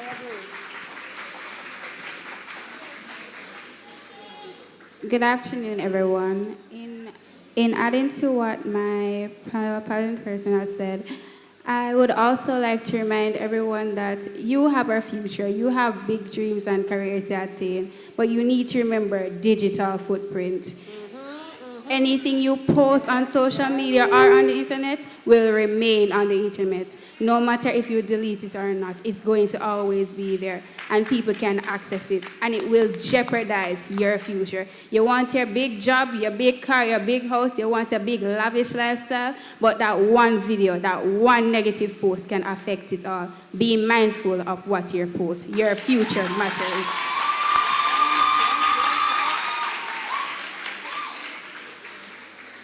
Good afternoon, everyone. My name is Mona Lisa Johnson, and I'm representing Bellfield High School. What I have to say to the young ladies that are posting themselves online for persons to see, as our guest speaker said, follow the right trend. And everything where you see, you have to follow. As my fellow panelists here said, that digital footprint, it lasts forever. And the internet is so vast, and no matter how much you think you might delete it, it is always there. So you need to be careful of that, because later in the future, when you go, say for example, you go for an interview and they do background checks on you. They do. So when they dig up on you and they find those explicit videos of you behaving all type of way like you don't have any control, that lessens your chances of getting a job. It might be, no matter how much you think that it won't affect you, it will. So you all need to be very, very, very mindful and very careful with things you post, because you will end up regretting it. Very good. One of the rights that we have as human beings, and this includes children, is the right to privacy. I want to ask you, young people, how far do you think a parent needs to go? What is the maximum that a parent, or the minimum, in your opinion, that a parent needs to do in order to ensure that their children are safe in the social media landscape? Okay, so in answering that question, the family and the home is the first socialization process. The rights and the wrongs are learned there, the do's and the don'ts. So in the home, parents need to be very involved in teaching their children what to do online and what not to do. In doing so, they can even pass on information to other students when they're at school. And in so, they will protect each other, and also it will protect and secure their own futures. I think it is very important that parents take the time out to see what their child is doing. You can never do too much, because when that child would grow up, and if you don't take the time out as a parent to check what that child is doing, to see, to search there, I don't think it's doing too much. Take the time out to go through your child's phone.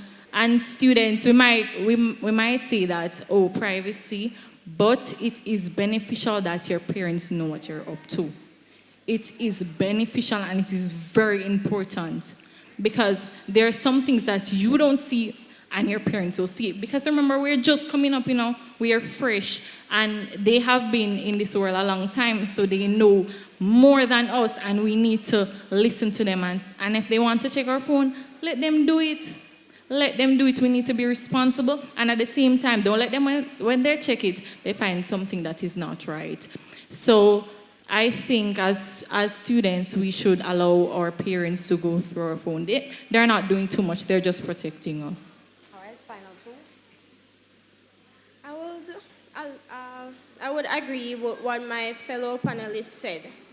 I believe parents should educate their children about the pros and cons using social media. They should let them be aware of online safety and guidance online. There are various platforms that are used to send explicit things. Parents should check their children's phone to find out, or to ensure their child is doing the right. They should let them be aware of cyberbullying. They should just come to everyone and say, okay, my daughter, this is the right and wrong.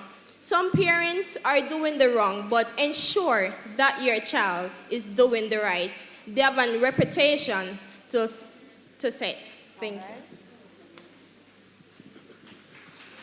All right, so this is a specific topic that is very interesting to me, and I find it very important to cover. Now, what I've seen many parents do is go through or be aware of what their kids post, not post, but what they do on their devices from a very young age. So growing up, you know, your kids have their iPads, their phones. You should have the password. So for a 5-year-old to have a phone, I think you should have the password for that phone and to be able to go through the phone and see what they're up to. Now, growing up, you as a parent should be able to sit with your child and tell them the do's and don'ts of social media or the device itself. So growing up, you know, you can give them a little leniency on the phone. You can give them their privacy because everybody deserves their privacy. So that's what my fellow panelists said. We are fresh. And our parents, they've been through it all. As much as they say it and we might find it annoying, they have seen it all. Not all, but they have seen their fair share on this earth. And they know what to protect you from, and they know what is out there. And kids nowadays are really very influenced, easily influenced. Your parent might say, don't do this, and then you go to school, and then your friends say, do this, and you... And that's an excellent way to wrap up. And so thank you to these very brilliant young people who have shared a very, very creditable advice with all of us. Be safe in your use of social media and be wise in how you engage. Thank you so very much.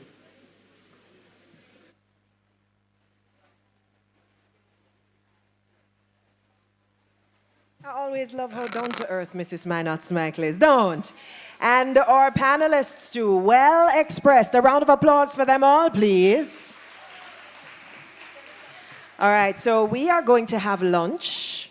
And lunch is going to move very quickly. Lunch is packaged for you. When you look to the back of the room, to that side, you'll see lunch is over there already covered. And what you're going to have is one line extending from outside. And you just walk in, you're handed a lunch, and you come right in back to your seat. So we're going to ask you, orderly manner, hold on. To make space, I'm going to ask you section by section to just go outside and form the line. And then when I ask your section, then you go and you join that line behind.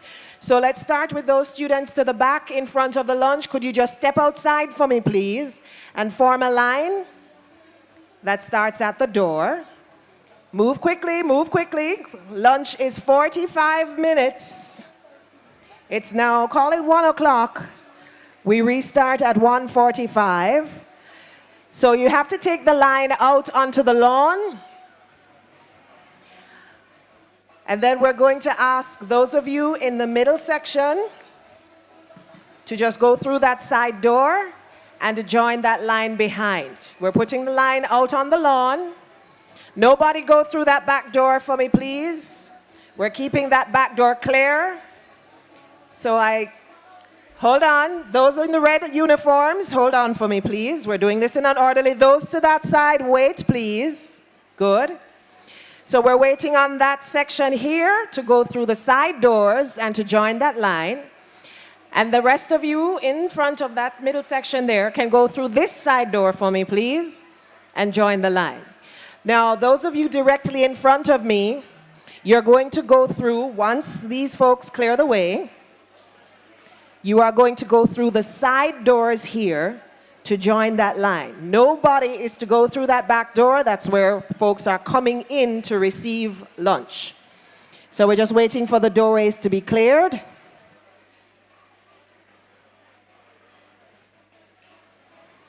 All right, so those in the red uniform at the back, and we have that green and gold and white in front, you may stand and go through the side doors and join. Those in purple here, you can go through these front doors here and join that line. Once the doors are clear, then I'm going to ask you guys, you can either go through these doors here or you can go through yours to the side. But we just want these doors to be cleared quickly.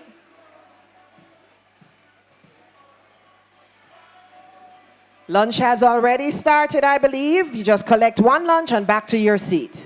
Nice and easy. Moving quickly, out, out, out, out. Let's clear those doorways. Join that line. Okay, folks to the back, to my right, your left. Those in the back, rise for me, please. You're going through the middle doors or your outside door there, whichever one works. But nobody through that back door, that's where people are coming in. Those of you in the middle, same thing. You have a door right there. You can either go through that door or you can come across here. And those in front, same thing. You can go through your side door there or come through this front door here. Thank you so very much, students. Your cooperation is greatly appreciated. Enjoy lunch.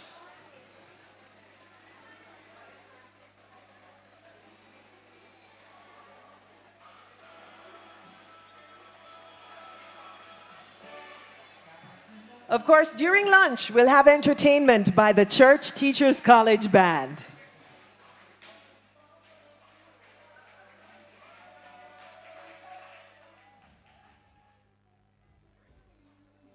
We're waiting for them to tell me when they're ready.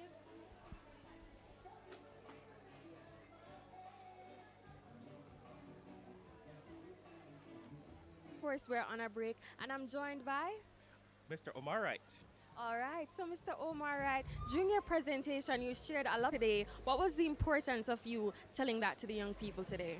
Oh, certainly. So one of the things that we focused on for this presentation today at the Manchester Beliefs, Values and Attitudes Symposium is on the #1 threat to youths globally. Now in 2019, the United Nations put out a study that showed that the leading cause of death for young people ages 5 to 29 was actually road traffic injuries. That was the leading cause of death. So every day, over 1,000 young people across the world dies. However, in Jamaica, sadly for us, the age cohort of Jamaicans who are dying most frequently on the roads is between 15 and 29. And those are oftentimes your most productive years. So what we are saying to young people today is that we want you to use the roads in a safe manner. And we know that their voice and their actions, they're taking actions for development can be important. And that is why we chose to focus their minds and their attention on the issue of road safety. Sometimes when you ask young people what is the threat to their lives, they will resort to, of course, crime, violence, parenting. And those are important issues, but the leading cause of young people's death is road safety, road injuries. It was very interesting that you shared that, because I even thought of the question myself, and that was definitely not the first thing that came to my mind. But moving away from that, a little bit more about your role. Could you please share with me, in your capacity, what are some things that you guys have been doing to tell people, young people, about the importance of road safety? Right, so in my role as lead for environment and community development programs at Jane Foundation, we recognize that the issue of road safety is not foremost in young people's mind. But what is for a photo advocacy competition where we're saying, we see that you like to post on social media, we see like you like to take the selfies and you like to vlog. How about you use those same creative skills that you have and the advocacy, because you're using your voice and you're shedding a light, turning your lens on an issue that is affecting you. So we have a photo advocacy competition, and we have the competition every year. This year we are focusing on road safety. So we have asked young people, they don't have to be professional photographers. You just need to have an interest in photography, and we've invited them into the competition. Sadly, the competition is already closed.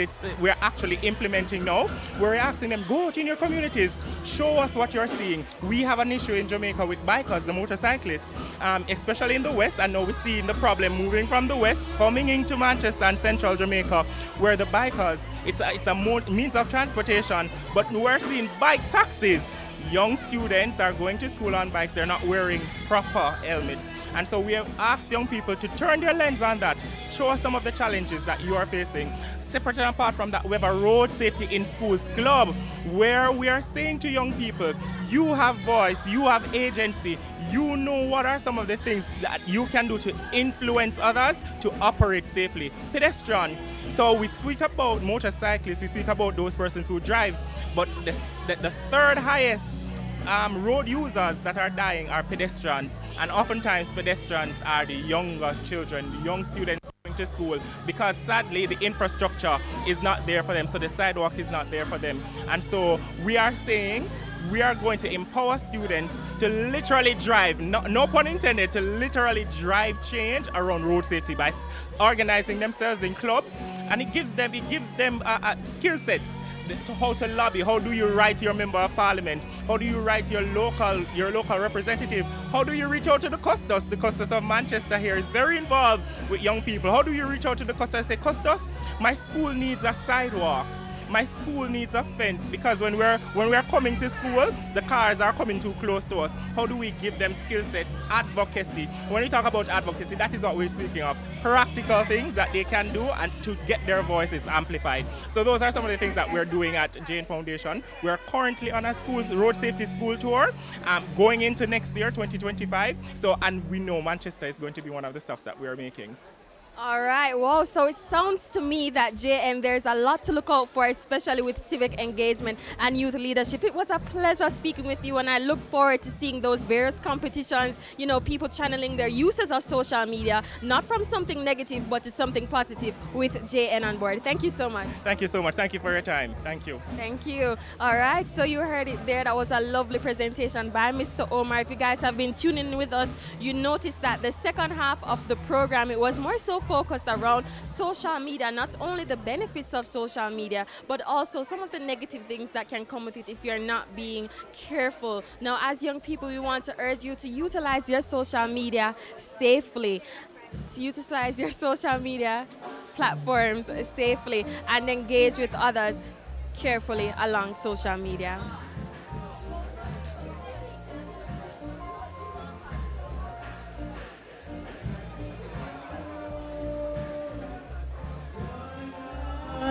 Let's get together and feel alright. One love, one heart. Give thanks and praise to the Lord, and now feel alright. Let's get together and feel alright. Let them all pass all their dirty remarks. There is one question I'd really love to ask. Is there a place for the hopeless sinners who has hurt all mankind just to save his own belief? One love, one heart. Let's get together and feel alright. Hear the children crying, hear the children crying. Give thanks and praise to the Lord, and now feel alright. Let's get together and feel alright. Praise to the Lord, and now feel alright. Let's get together and feel alright.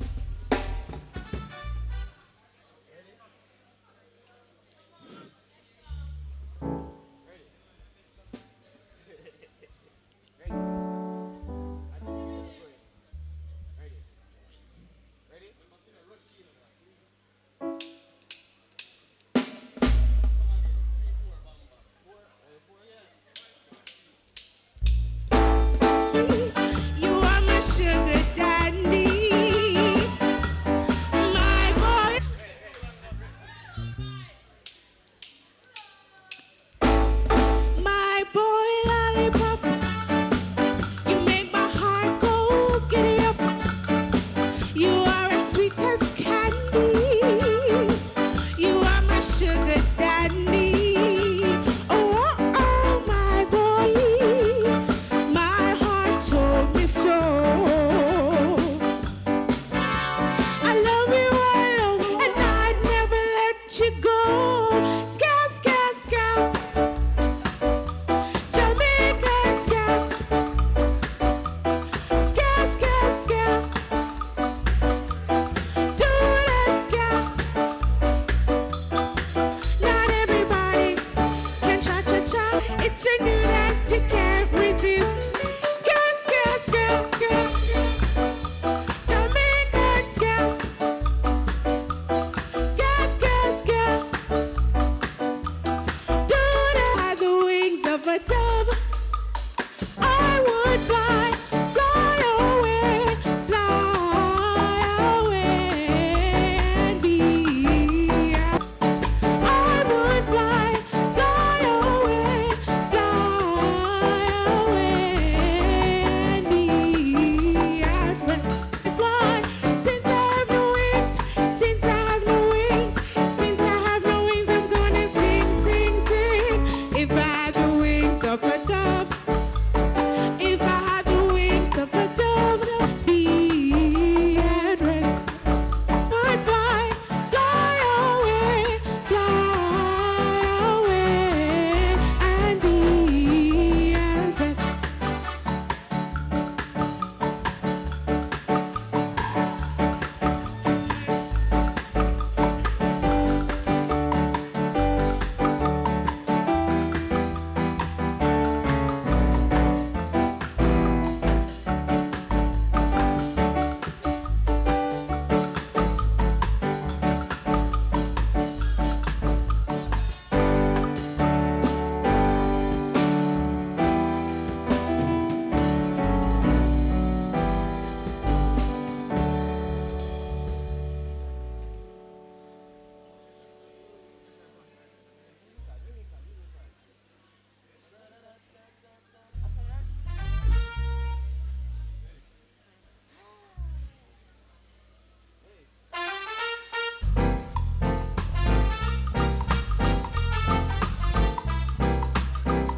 I feel like jumping, I feel like shouting now, I feel like laughing, I feel like crying.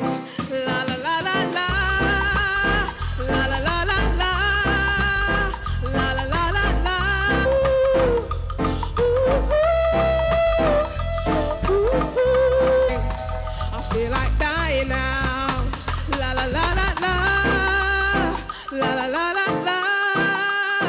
La la la la la,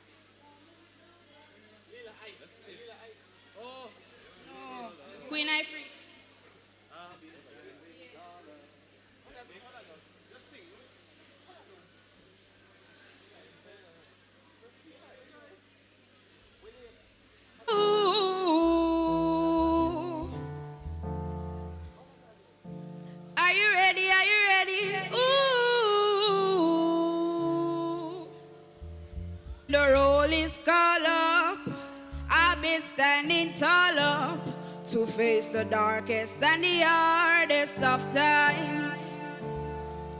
We be taking care of all the children thereof. But if it's required, we'll be on the front line. You can call me by my name, I am ready to roll. Once the rules remain the same, how the story's been told. Call me anytime, never cap out. A lioness is on the rise, don't you ever have doubt. Never say never, willingness forever to fight and be strong. Want it for better, I write every letter and moving right along. And I roll with the punches, accept the changes, work with the formula, do what I have to do. You can call me by my name, I am ready to roll. Once the rules remain the same, how the story's been told. Call me anytime, never cap out. A lioness is on the rise, don't you ever have doubt. When are you willing to serve?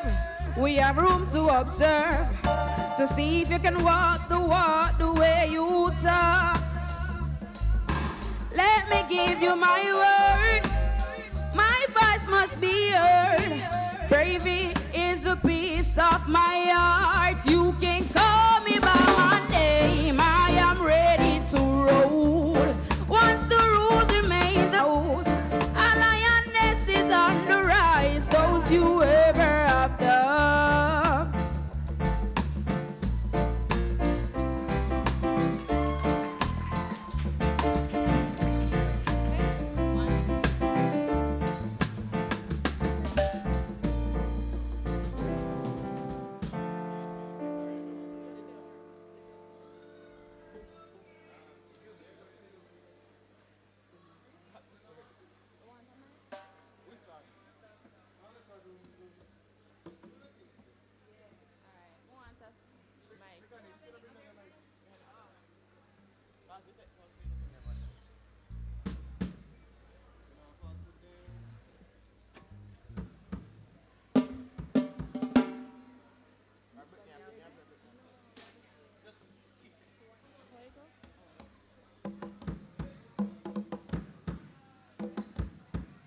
Schoolers follow good influence.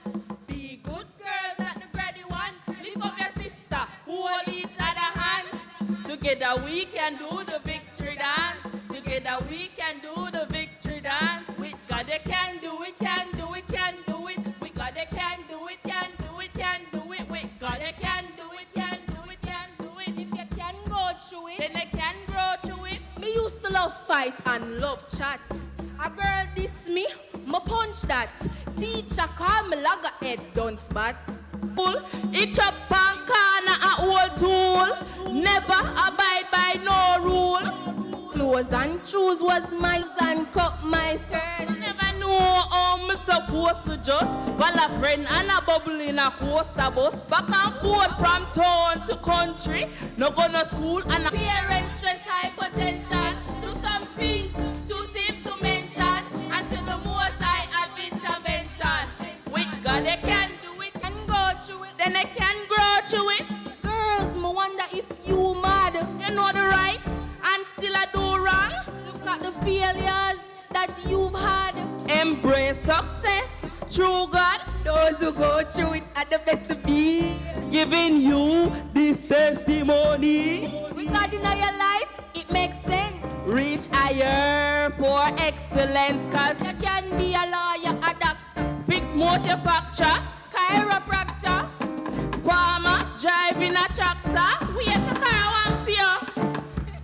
You fool me. Me a actor. With God they can do it, can do it, can do it. With God they can do it, can do it, can do it. With God they can do it, can do it, can do it. If you can grow through it, then they can grow through it. Together we can do the victory dance. Together we can do the victory dance.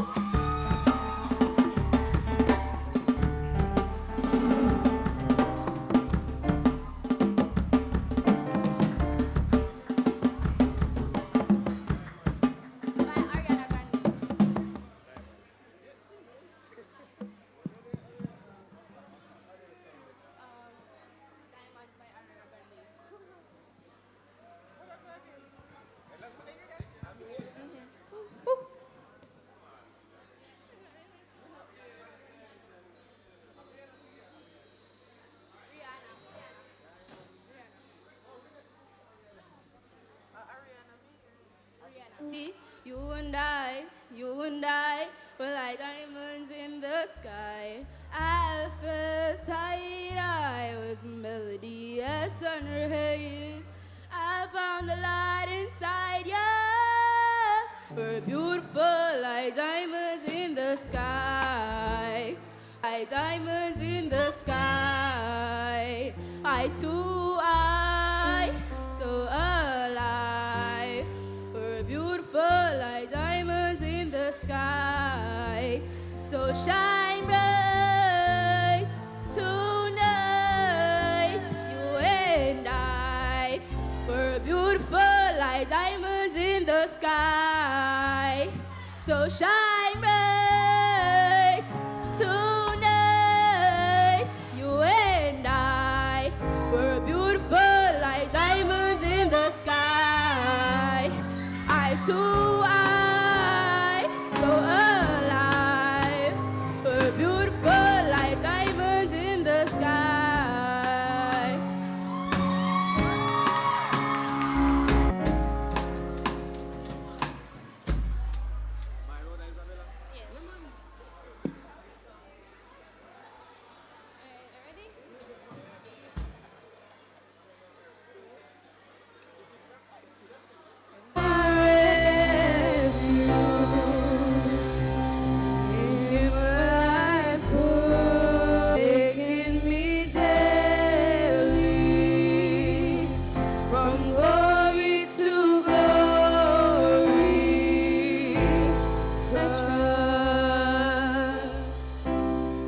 Some trust in chariots, some trust in horses, but I will remember the name of my God. He is the warrior, yes, He is mighty, and Him will I trust, Him will I trust.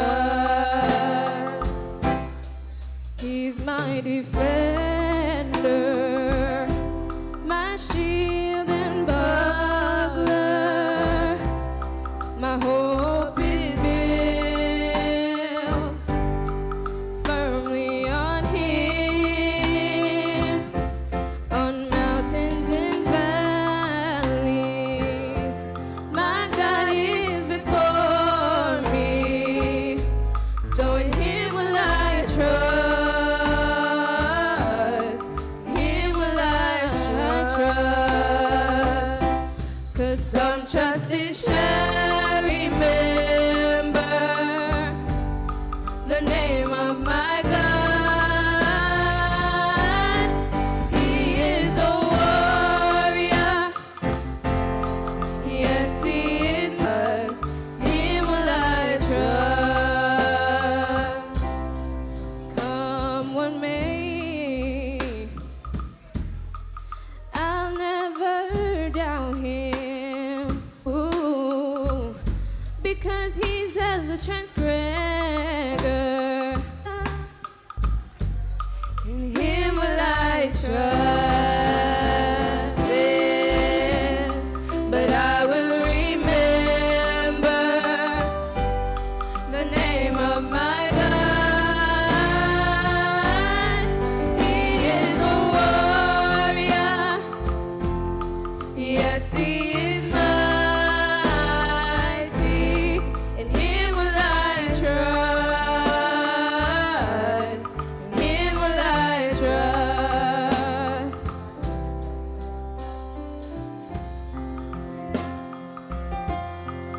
Some trust in horses, but I will remember the name of my God. He is a warrior, yes, He is mighty, in Him will I trust,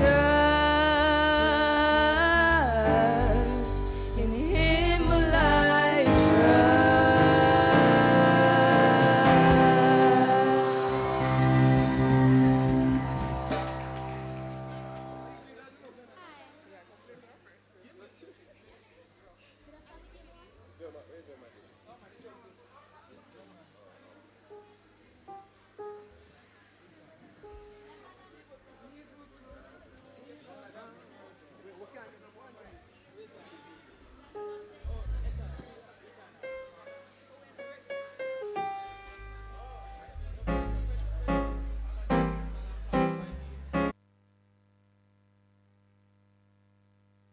That's what they do.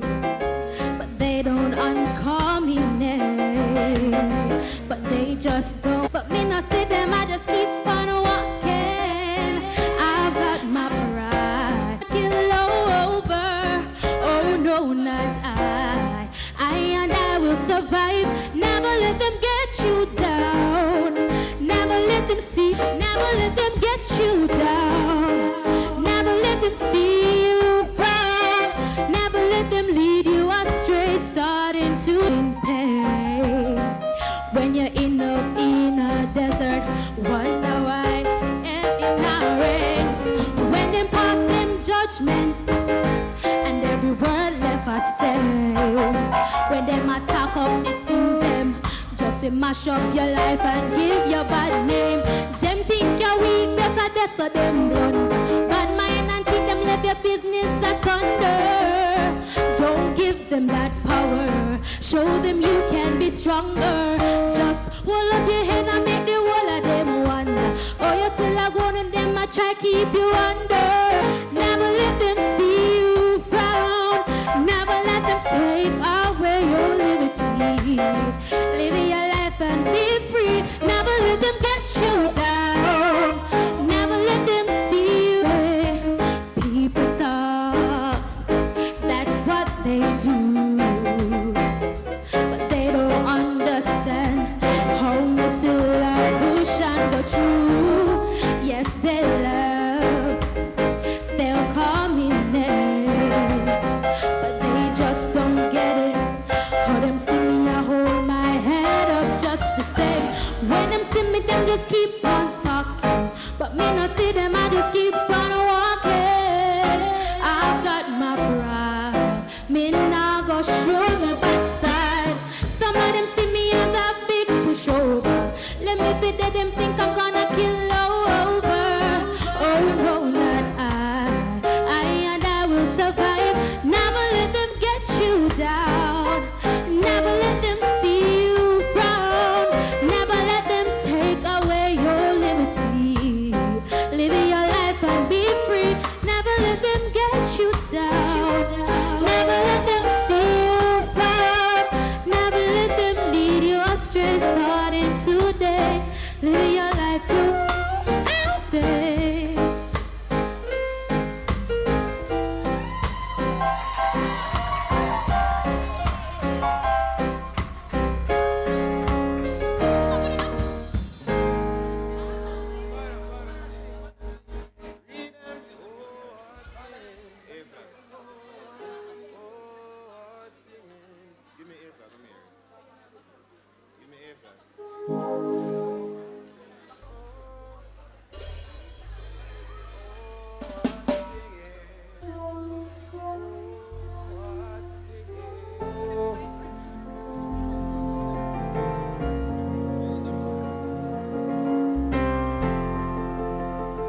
Can I get a hallelujah in this? My God is good. That is indeed correct. Amen. Right, right. Oh, what shall we are?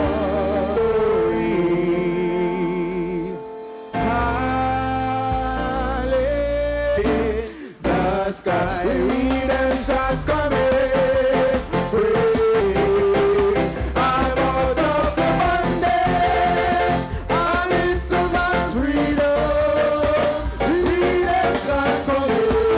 Redemption coming one more time. Let's go.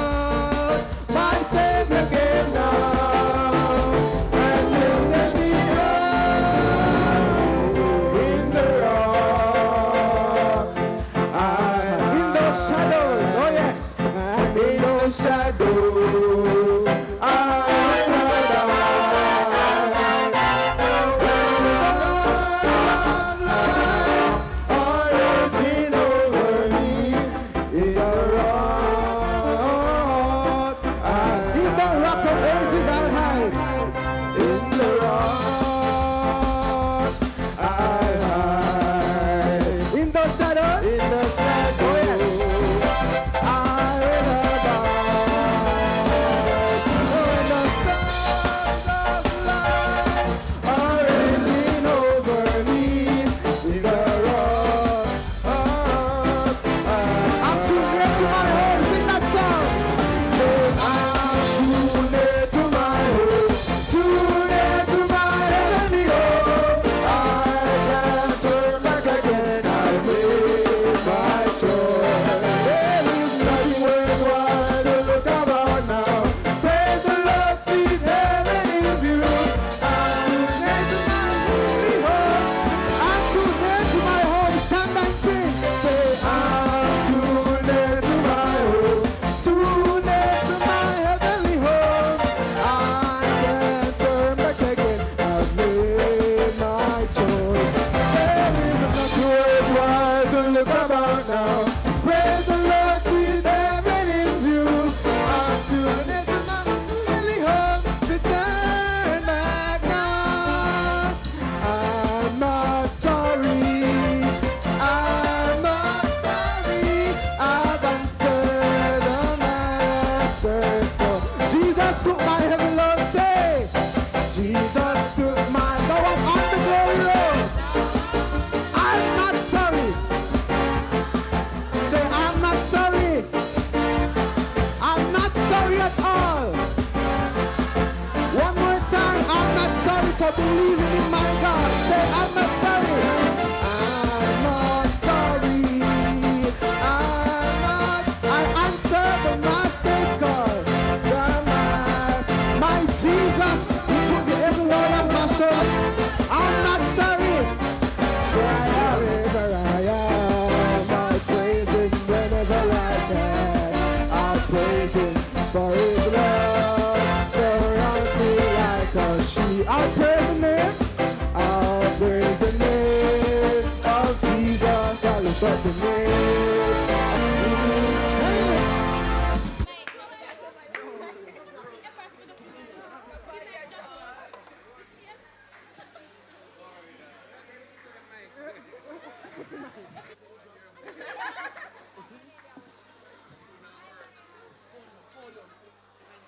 Check, check. Here we go. We're inviting you to return to your seats. We're just about ready to begin. Giving you 60 seconds, kind of little bit still. So, 120. Can you return to your seats for us, please, so that we can move through? I think that was an awesome performance. One more time for them, please.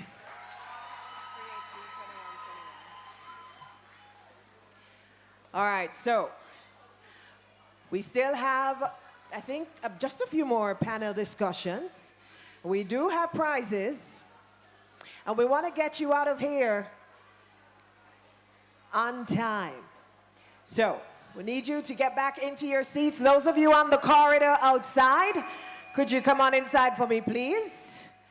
Those of you on the corridors outside, please come on in.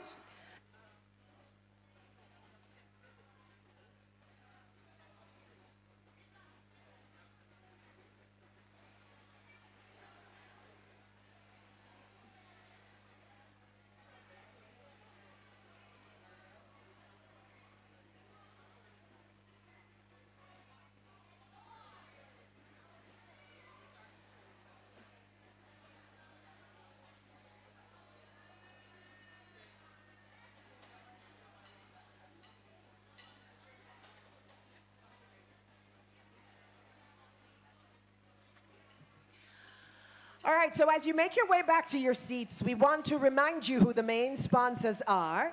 C&D Construction, JN Foundation, Jamaica Broilers Group of Companies, National, and PaveCon Limited. And we have some other sponsors. Northern Caribbean University Press. Let me see that team over there. Yeah, yeah. Samfo Meats. Let's meet at Samfo, and that's M-E-A-T at Samfo. Yummy. Feed your happy. And you've been fed on Yummy all day today. K&T Development Jamaica Limited, Power Services Company Limited, Merv's Catering, People's Choice Trading, Excelsior. Jamaica's favorite, Mrs. Joan Blackwood Simpson, thank you so much. Pioneer Chocolate Company Limited, JTA Cooperative Credit Union Limited, serving our members, impacting lives positively, and the National Commercial Bank. So let's see what I have got. All right, so we're moving through quickly. And it's now time for us to hear from the students at Bellfield High. Bellfield, where are you? Come on, we're ready, let's go.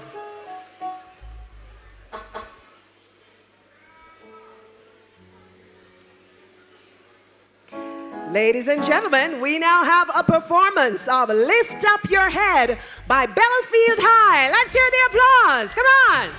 Woo!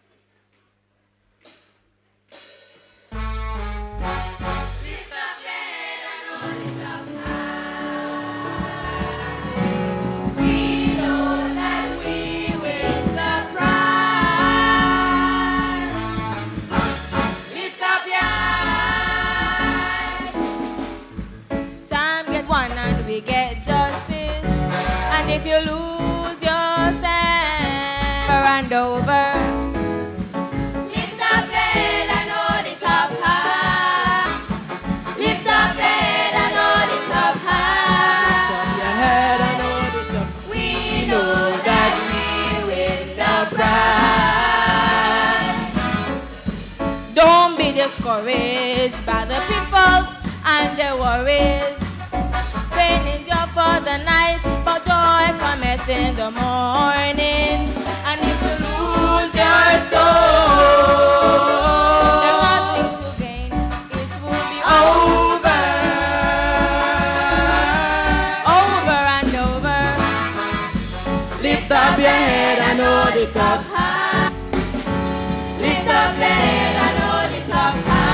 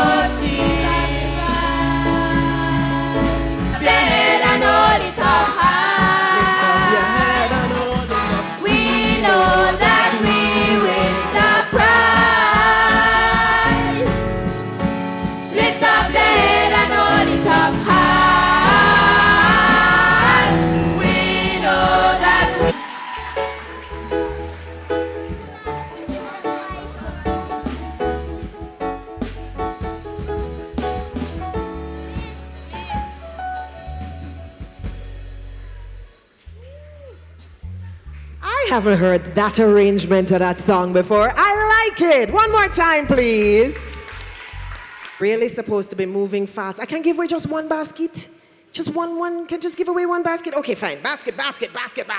What is the theme for today's conference or symposium? First person. It's too easy. What is the theme for today's symposium? First somebody right side of me right here, so. And she beat you. Beliefs, values, and attitudes. Nope, not quite. What is the theme? What's the theme for today's? Somebody else. Who's it? You were second. Oh, you don't know. Okay, you know? You sure?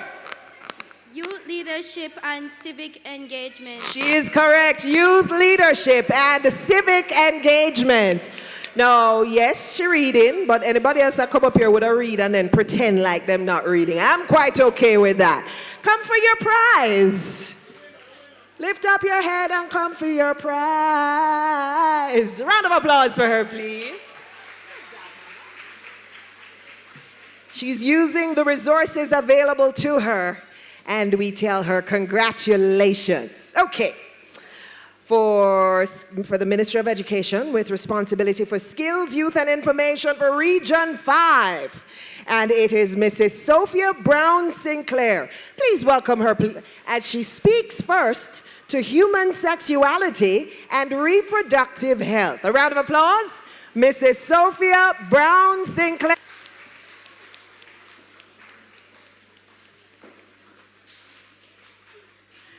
That God gives his hottest battles to his strongest soldiers. You went and you had lunch. You're tired, and here I am. How do I lead such a people? What can go so? Are you with me? Are you with me? All right, so good afternoon, everyone. Check out some of the food. When I say youth, you say symposium. Ready? Youth. Youth. When I say full, you say attention. Full. Full.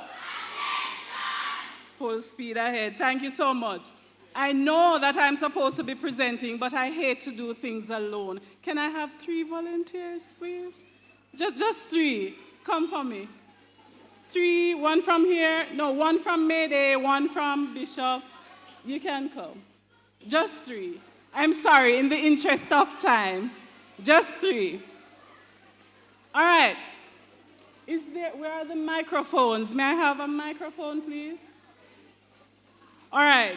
So here's what I want you to do. You're going to think of the most difficult word that you've ever had, thank you, that you've ever had to pronounce or to spell. Yes, are you ready? But I can pronounce the word. Please. The word is pneumono-ultramicroscopic silicovolcanosis. Did you hear that? Say it again. Pneumono-ultramicroscopic. Awesome. I'm not even going to try to say that. Next. My word was supercalifragilistic expialidocious. I know there was another word, but I can't remember it. Okay, that's all right. Next. You've never had a difficult word? Go ahead. My word is onomatopoeia. That's all right. Onomatopoeia. That's all right. Thank you so much. Don't move. Don't move. So, I learned a difficult word recently. My son taught me. And please be patient with me if I don't get it right on the first go. So the new word I learned was floxinoxynihilipilification. Floxinoxynihilipilification. What do you think it means? For a prize. Because this word, when I first heard it, I was thinking, no, this low-key sauce. Is how you say it? It's sauce? What does it mean? Human sexual reproduction. Mm-mm. You're not sure? Take a guess, man. Suspicious? Suspicious? What do you think? Not sure? All right. So I'll tell you. So the word, but I'm going to give you a prize just the same for having been brave enough to pack up. And I'm sure there are a number of new words to learn from those books. Clap them for me. Thank you for having shared your word. As shared was floxinoxy nihile pilification. And can you believe it? It's just a flu. But do you know that as difficult as these words are, or they were for those of us who were just learning them, as difficult as they were, they don't nearly reach the level of difficulty that the topic that I'll be sharing with you gets to. Human sexuality and reproductive health. Now, I'm sure that when you hear the word sexuality, a lot of eyebrows are raised, especially with the young audience that we have. And I'm certain that a lot of us have a certain level of discomfort. Research shows that there's a high level of discomfort talking about it. The fact is that we must talk about it. So this afternoon, I'm hoping to dispel some of the fears and myths and to help to clarify some things so that the conversations going forward can be coming from a place of information, a level of comfort, and to create a safe space for our young ones. Now, you know about the Sustainable Development Goals, which is the international instrument that sets the overarching framework for other developmental goals and targets, and it speaks to the global rights agenda. Now, coming out of that is the Vision 2030 that Jamaica has adopted. And this afternoon, we're sharing in the program from the Manchester Beliefs, Values and Attitudes, which also comes from that, all in an effort to inculcate positive values and attitudes through awareness of your social responsibilities. And so I'm happy that the Honorable Custos has made way for us to also look into your sexual and reproductive responsibilities as youth and as citizens of this nation. Because the truth is that humans were created not just as physical beings, but we are social, emotional, spiritual, and yes, we are sexual beings. And from conception, we go through many developmental stages of our sexual being. As one writer puts it, from the womb to the tomb is how we are made, right? So let's establish an understanding today that human sexuality and reproductive health are crucial for promoting total welfare, for fostering healthy, meaningful relationships in our homes, in our schools, communities, and our nation as a whole. We are, in fact, creating global citizens, aren't we? So, as you see, human sexuality and reproductive health is so much more than sex, because that's the first thing that comes to your mind, and I see some eyebrows raised, right? It's more than sex. It's more than being attracted to or being attractive. It is more than getting the feeling that you feel when you feel the feeling you've never felt before. Isn't that true? Right. And so, even though it speaks to those things, it encompasses a broader range of related topics and issues that is perhaps inexhaustible. So let us agree that this topic is crucial for promoting wholeness. Human sexuality and reproductive health education ensures that individuals have the requisite knowledge. We all have some knowledge, but it also sees to the acquisition of skills, values, and attitudes that support resources to make informed choices about our bodies, how we interact with others, thus empowering you as youth to take control of your future and to become the best versions of yourselves. We want you to be a part of the solution, the part of what is great about Jamaica. We want you to not become a part of the ills of society, but to become a part of what is right. Because as the BVA says it, there is good in our people, there is good in our country. And so, ladies and gentlemen, I conclude by inviting all of us to foster open conversations about sexuality and reproductive health, to create safe spaces for our youth to share with us, as we will now seek to do in our panel discussion. Where are our panelists? Kindly come forward.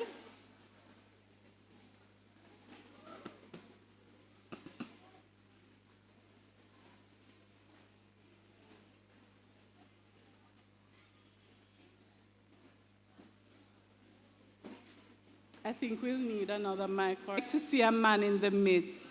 Welcome. And I'm going to ask you, please be seated. I'm going to ask you to briefly introduce yourselves and the school you're representing this afternoon. Good afternoon, everyone. My name is Naeem Robinson, and I am representing the Manchester High School. Good afternoon, everyone. My name is Michaela Muyong, and I'm representing the Bishop Gibson High School. Good afternoon, everyone. My name is Imaya Clark, and I'm also representing the Bishop Gibson High School. Wonderful. Welcome. And we're going to ask that you share sharing these thought-provoking questions so that together we can dispel some myths, break down communication barriers, and create a new normal for conversations of this nature, so that what once seemed taboo will no longer be so. Let us do our part to promote a safe, healthy, and more informed society. So, research has found that key barriers to parent-child communication about sexuality include limited sexual knowledge, parental beliefs that young people are not ready to learn about sex, discomfort and cultural factors such as gender, race, and religion. What? And any one of you can take this question. What are some effective strategies that parents can use to overcome their discomfort and limited knowledge about sexuality? So, it is a well-known fact that parents can be uncomfortable when talking to their children about sex, but I think it's very important that parents do have this open conversation, because not only does it prevent children to have the conversation confidence to go to their parents, it will allow them to go and find out about sex in different ways that is not really safe. So for strategies, I think that parents should educate themselves. I know that my parents spent the time to teach me about it in a safe, controlled environment. So I think parents should think about, how do I start this conversation with my child? Wonderful. Anybody else want to chime in? Afternoon, everyone, again. I believe that there is a stigma in the Jamaican culture that has come from years and generations, and it has been brought up. And a lot of parents themselves were not fully educated about sex. And someone who is not fully educated cannot teach someone else. So they can't teach their own children because they themselves do not know fully about the topic. And as you mentioned earlier, there are a lot of things blocking the teaching and learning process between a parent and a child. Some of them religion, race, and gender, as you said. And a stigma that is related to this is that in Jamaican homes, males are taught to go out and learn and experience and adventure. But when it comes to the females now, we keep them closed in. We don't educate them about anything. We keep them in our homes. And the human mind is very inquisitive. So I think that not teaching them, the parent not teaching them will force them to find other ways to find out what it is, right? And when in these ways, there are lots of, in our culture, we realize there are lots of older men who volunteer themselves to teach these younger girls and even women. One strategy that we can use to overcome this is that not only do we need to teach the children, but the parents need to be educated as well. So I think that we could have some sessions where we educate the adults and the parents how to talk to their children, what to tell their children, and how to overcome the awkward feeling that parents have. Good afternoon, everyone. One strategy I would say that parents could use is the internet. The internet is our helper. Though it can be bad, it has good aspects of it. So there are many videos about this. So if you feel uncomfortable, if you're not well educated, if you are a parent and you don't think you're the best person to educate your child, there are videos online, there are sessions held that you can expose your child to, and that can help to ease the pressure off you while still educating your child. Thank you so much. Quite insightful, isn't it? And this being Parent Month, I think that's quite a bit of takeaway for those who are engaging parents. Thank you so much. Now, I'm thinking that outside of the home, the school plays a very important role in sexuality and reproductive health education. How do you think we can effectively implement sexuality education in our schools? You can speak to what obtains now, what currently exists, and how we can build on that. Okay, so I am currently in lower sixth, and when I first matriculated to Manchester High, in first form, we did a subject, HFLE, and what we did in first form was they taught us about human sexuality and all the things that correlates with it. But since first form, it has stopped. So second form, third form, fourth, we have not learned anything about that. And I believe that if we instill this subject all the way to fifth form, especially fourth and fifth form, where students are getting more curious about these things, we can educate them from that stage about the topic, and then they will learn more about what it really is. I think one way this could be implemented is through our guidance sessions. I think this topic should be they need to take a group of students and you educate them, and you can make it fun and engaging as students. They don't really like to sit in one place and not be engaged. Some persons are tactile learners, so they like to be engaged. And there are fun ways that school can implement this and educate their students. Wonderful. So, unlike what my fellow panelists experienced at Manchester High School, Bishop Gibson High School, I will vouch for them when I say from I was in first form to fourth form, I have done this in my curriculum. Even in online school, we had our guidance sessions where we were taught about this. We were taught it in RE. We learned about safe sex.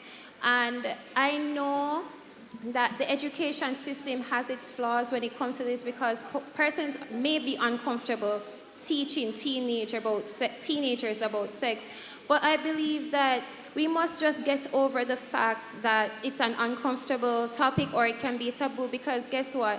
Teenagers already know about sex. They are experiencing sex. So let's get over it and just start facing it head on and let teenagers know that, okay, this is our society now, and this is what we're going to do to help you and help you gain more knowledge about this. Thank you so much. Quite a good conversation, but in the interest of time, we have to really, really end it. So, in a nutshell, we want a takeaway from each of you. In a nutshell, speak to us about autonomy, body autonomy. I wanted to get into the age of consent and all of that, but your youth, your adolescents, to see to your own health and well-being while being a youth. Not Youths must understand that it is up to you whether or not you want to engage in this. If you are going to engage in a sexual activity, you must be safe. And you must think of your future too. What do you want for yourself? And I believe that abstinence is the best contraceptive, but you should educate yourself about this topic. However, if a person is going to force you into doing something, it's for you to say no, because no is also an answer. It's not about the other person, it's about you. Thank you. Nutshell. All right, so as teenagers, our bodies are changing and we are affected by hormones. So we know that many teenagers, they are going to want to go and explore stuff. So the best advice is just abstinence, as Amaya said, and just keep yourself educated. Before you get into that situation, ensure that you know all the risk factors, all the effects it can have on your body. Just ensure you are well educated and know what you are doing. As my fellow panelists said, I think as teenagers we should be mindful of our future. A lot of persons who we participate in these activities with, they have already experienced this. All right, so they are probably 20, 21. They have already been through their teen and their puberty phase. We as teenagers, we're just experiencing ours. And I think education is the best policy. I think out of everything else, you should stay educated. With education, you can decide. You can say, okay, I'm not going to do this because there are side effects like this and that. So education, educating yourself, teens, as like myself, educating ourselves is the best way forward. And as my fellow panelists said, abstinence is the best policy. Awesome. Abstinence still makes sense. And we leave you with a call to action in your own spaces. Make the conversations ongoing. Create a safe space, adults, for youth to come to you so that they can be informed and be able to make wise choices. Thank you so much. Thank you to our panelists.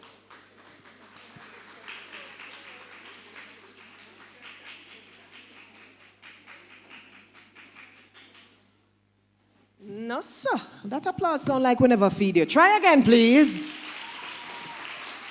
Thank you. That is better. Mrs. Sophia Brown Sinclair and panelists, thank you so very much. Touchy topic. See some blushing happening in the audience, but it's things that we have to discuss if we are to decide where we are, who we are, what decisions we're making now, and how they will impact what we want out of life, what we are manifesting. Don't forget, Cambridge word of the year, to manifest. So you want to identify what you want out of life, have a plan and work toward it. And that's what these panel discussions are doing. They're putting the things in front of you, the things you're afraid to talk about, the things you don't want your mother know so you even half talk about, so that you can explore and ask questions and get advice and decide where you are, what you want, how you want to live your life. That's why a day like today is so important, you know. That's why we feel like so we must give enough prize and them thing there. That's why we are so very grateful when sponsors give us baskets to give to you.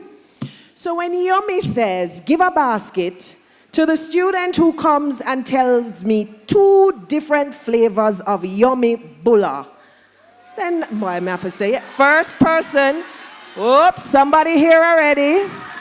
Oh. Come. Pineapple and ginger. Pineapple and ginger, the gentleman won the basket. Woo, hold on, sir.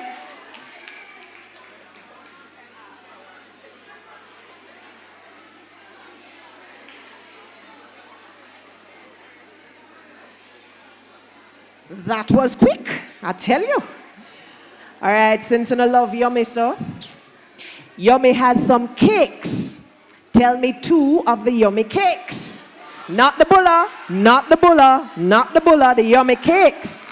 Vanilla and chocolate. No chocolate not here, sir. I know so it name. Me. Chocolate and vanilla. And Me say no chocolate not on my paper. Raisin and half. No, wait, hold on.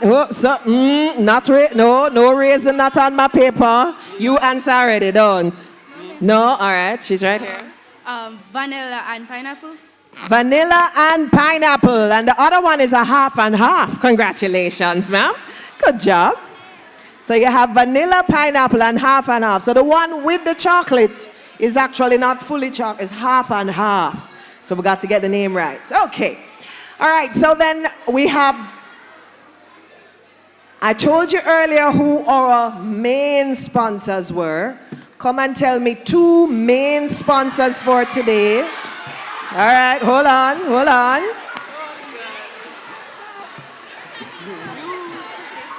We sing her. Nope.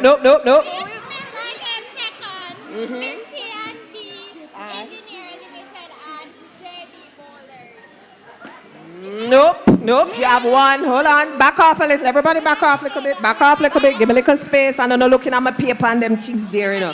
All right. Yes, little one right here, so. C&D Construction and Pavecon Limited. She is right. We got our winner. Thank you so much.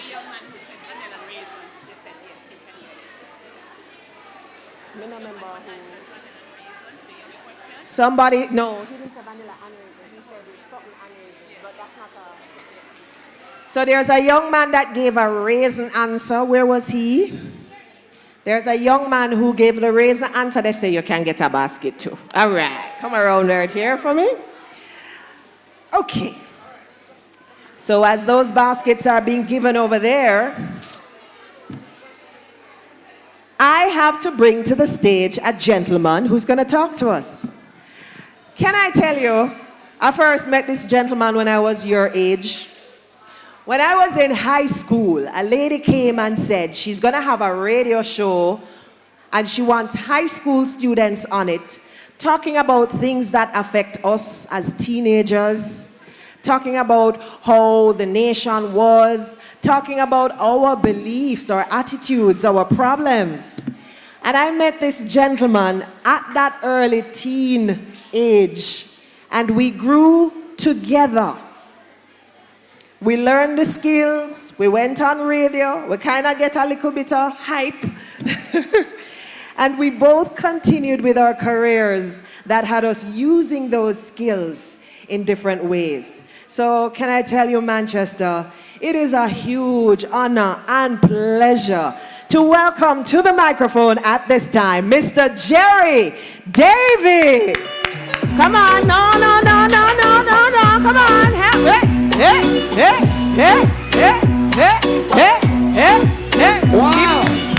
Wow. Thank you very much, Paula and Porter Jones. Give it up for the MC extraordinaire for me, please. Now, we won't keep you long. I'm going to say these things and then we're going to explode a little later. All right? So my thing is to give you some ideas as to how to navigate life. Listen carefully, and you might win. First of all, you need to have a higher source. Those who believe in God, let me see your hands. Higher source. Secondly, you need to have self-confidence. What did Marcus Garvey say about self-confidence? About confidence? I know the Bel Air students do that What did Marcus Garvey say about confidence? Without confidence, you are twice defeated in the race of life. Anybody else? I'm going down the lap. Now, so you have God. 1. Number 2, self-confidence. And 3, listen to this. There's something that has been spouted by a gentleman by the name of Gladwell. Gladwell said that if you do anything for 10,000 hours consistently, you become a master of it. Now, whilst it may not be 10,000 hours, you understand the concept, right? That anything, hold on. Who up here can dance? Who can dance? Vet, come. Anything at all that you do in life consistently, you do it consistently, you tweak and you learn, you become a master of it. Come, quickly. Somebody time me, all right, because I'm going to be very time wary. All right, cool. So we have everybody else, follow back on me. Please come with me, all right? So come. Let's go. Now, one of the most popular things in Jamaica is dancing. And I'm going to show you something now why this 10,000 hours, we're just using it for dancing. But it could be you trying to understand math, you trying to understand English, you trying to understand how to cook, you trying to understand how to manipulate the algorithms on YouTube or Insta, or what's the other one? Take to the talk. All right, so you over that side for me. Yes, you. And you here. All right, step out a little. Now, let's see which one of these persons, you guys stay back. 4, push that rhythm up for me, please, DJ. Let's see which one. Let's see which one would know what to do. See that? See that? Somebody knows something here. See that? Watch it now. Watch that. See that? All right, stop. All right. So you're not at 10,000 hours yet. Go across for me. Next. Go over that side for me, please.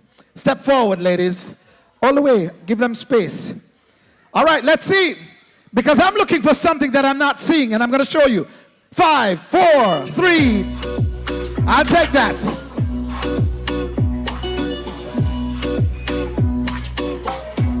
All right, stop. None of them don't reach 10,000 yet. Not one yet. Is there somebody who can come and do something to make this place fly? Come. There's a bit of magic somewhere. If you're coming, come quickly for me, love. And the third, 10,000 hours. All right, so these two have come forward. This is going to be a lesson in life generally. All right, let's see if it will be. 5, 2, 1, drop it. Let's see how. That's more like it. That's more like it. Okay. Which of these two do you think would be? Hold up. Yeah? All right, stop. Stop. Everybody stay away. Oh, watch your gunga peas. All right, cool. No problem. I didn't see them.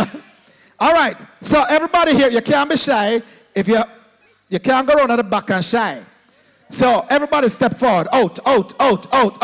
Let's see if we can find somebody even better from here. Go, DJ or PA person. Turn it up, DJ. Watch this now. Watch this now. Watch this now. Pull up. Oh. Now, what you're seeing is a manifestation, quite possibly, of closer to 10,000 hours. Because somebody practiced and has added personality or character to what they're doing. Drop it again. DJ. No, don't worry about different rhythm. Same tune. Up. It's not dancehall. Wanna out, you know. Wanna can't step back, you know. Wanna can't step back. No, man, wanna can't step back, man. Wanna can't step back. All right. All right, watch this. Stop. So me, I got try. What's the name of that dance move again? It actually has a name. So me, I got try it. Now, watch this. Remember I told you about confidence. Right? Me not bad like them, but me, I got run in on it. Because me what? Me what? A war. So, got you again. Up with it, DJ. Like that. All right, so first thing.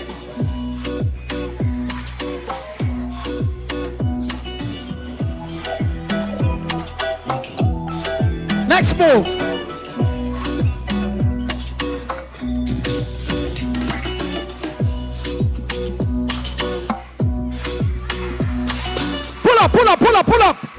Pull up, watch out. Me and a dancer, but me a confident person. You understand me? So if me go out and me see that and me want to do that, nobody can tell me something I can't do that. Because in my head, my bad like yours. So everybody touch yourself and say, I'm bad. I am confident. I can. Thank you very much, y'all. Thank you so much. Respect. Quickly, please. Now, so that was 3. Number 3.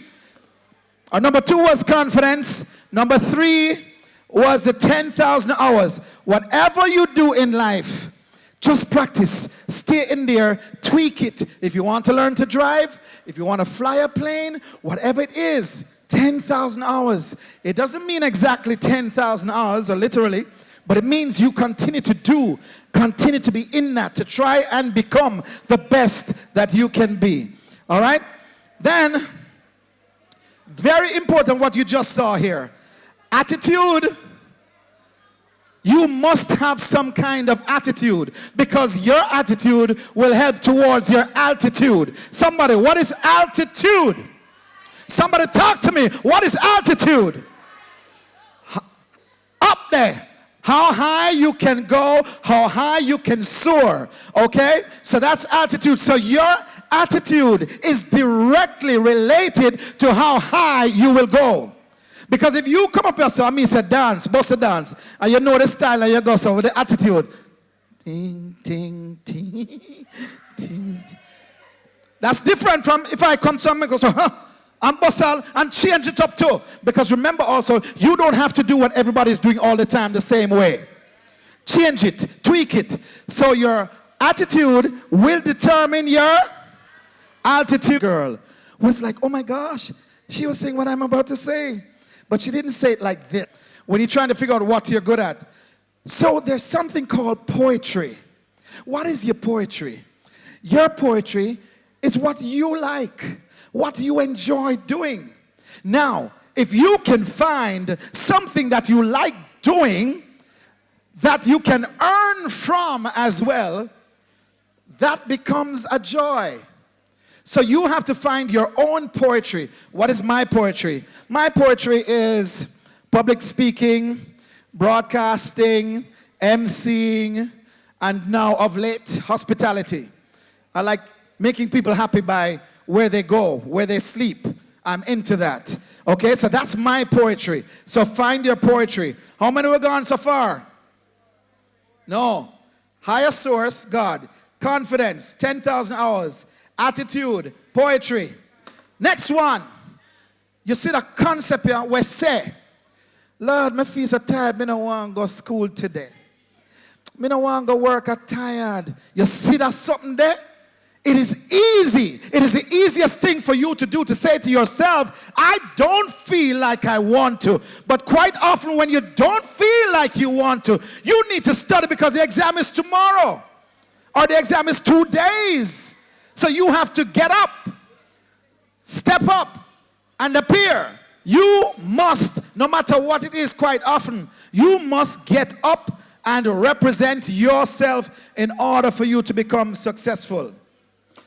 Next one, let's call this one movement. As you get, right now you don't see it, but movement is critical to growth.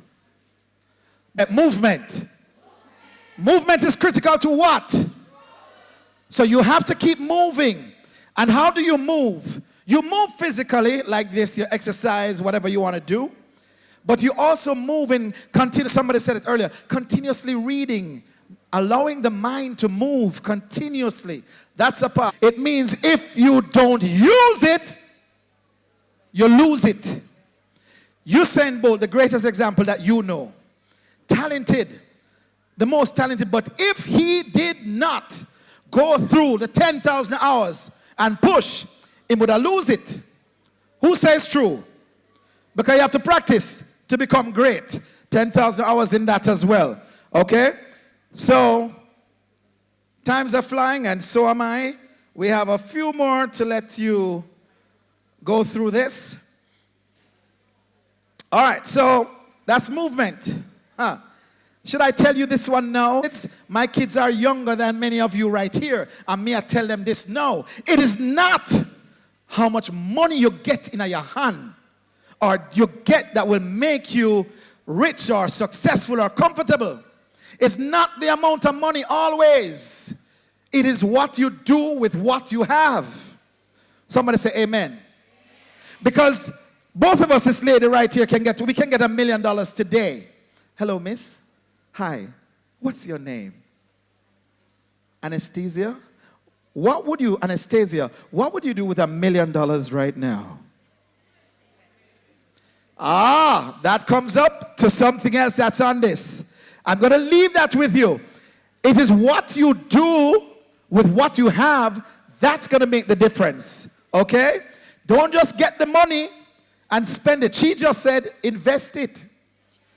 Well, my friend right here probably would have just buy a new part, add to it and buy one car. Yeah, invest it too. What would you do with yours, miss? Same thing. So hold on. These adults, can you turn and face the audience for me? Just turn and show them. Tell them, after 3, tell them what. If you got $1 million, what would you do with it today? I'll jump now. It wasn't in order, but I'm going to tell you. Tim Cook. Who knows the name Tim Cook? Come on, guys. Does the name Tim Cook ring a bell? Who is Tim Cook? Does the name Steve Jobs ring a bell? Who is Steve Jobs? The owner of, the founder of Apple. So Tim Cook, your way to prosperity. Yes, for a rainy day. But most of what you have should be wisely put into investment. He said it. Listen carefully. Final wrap. If you decide to buy, and when you decide to buy your house, that's life skills, may I tell you. Remember always, there's something called principal and there's something called interest. When you get your house, you have to pay your monthly mortgage. And it's made up of principal and interest. What you want to do, remember me tell you that, is when you get the house, you do your best and put some money on the other side when nobody now really see, which is the paying your interest, your regular mortgage. Say to the bank or the financial institution, this money is going directly to the principal. They don't teach you this in school. You need to know this, or else later on, you might end up where somebody wants to take your house. When you have some money, and you send it, you take it to the bank or the financial institution, you say, this must go toward the principal, extra money. It reduces the time that you will have to pay. Thank you very much. Enjoy.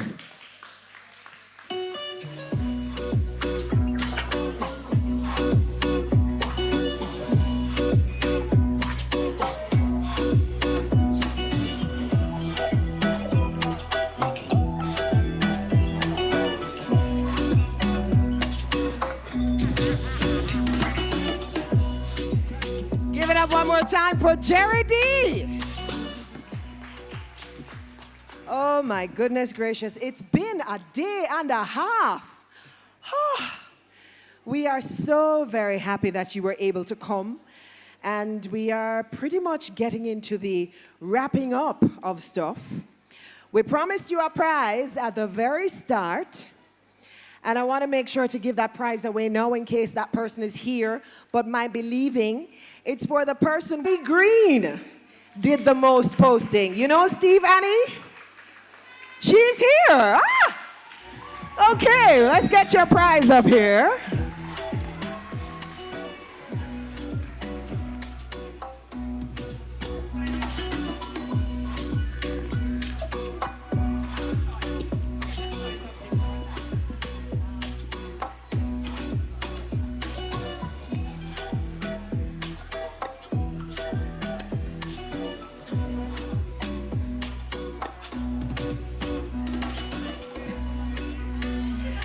A round of applause for Steve Annie Green. Thank you, ma'am. We love the enthusiasm. Thank you so much.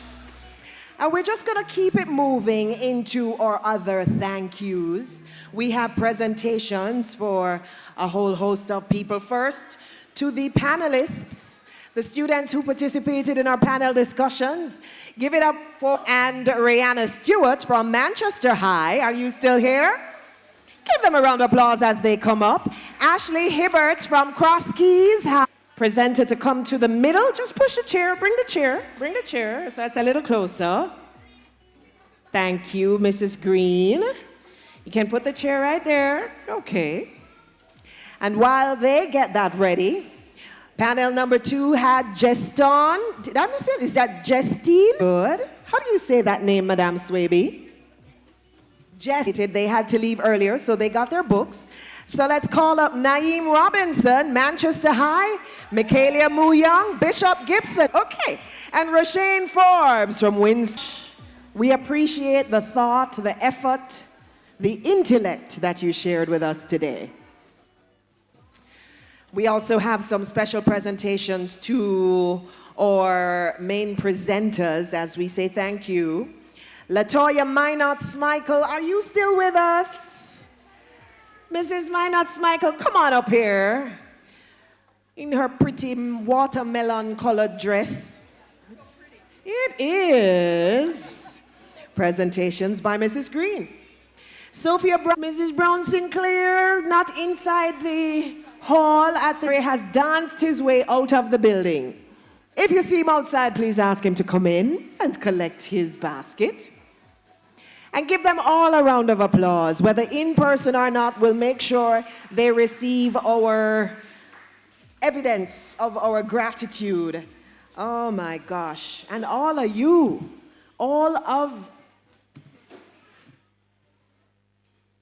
I'm so sorry to disturb you, Madam Moderator, but wouldn't you say she has done a fantabulous job today?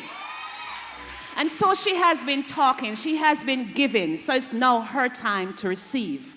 And so we'd like to present Mrs. Paula Ann Porter with a token of our appreciation for her time, for her volunteerism to come all the way down here to be with us all. So Mrs. Porter, thank you so much. Mrs. Green?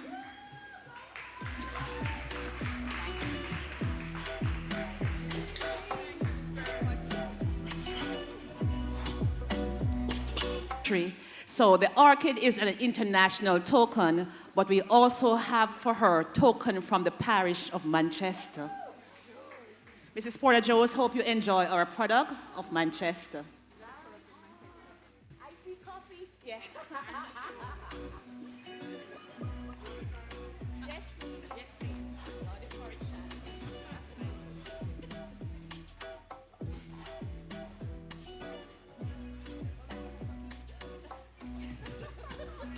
Oh gosh.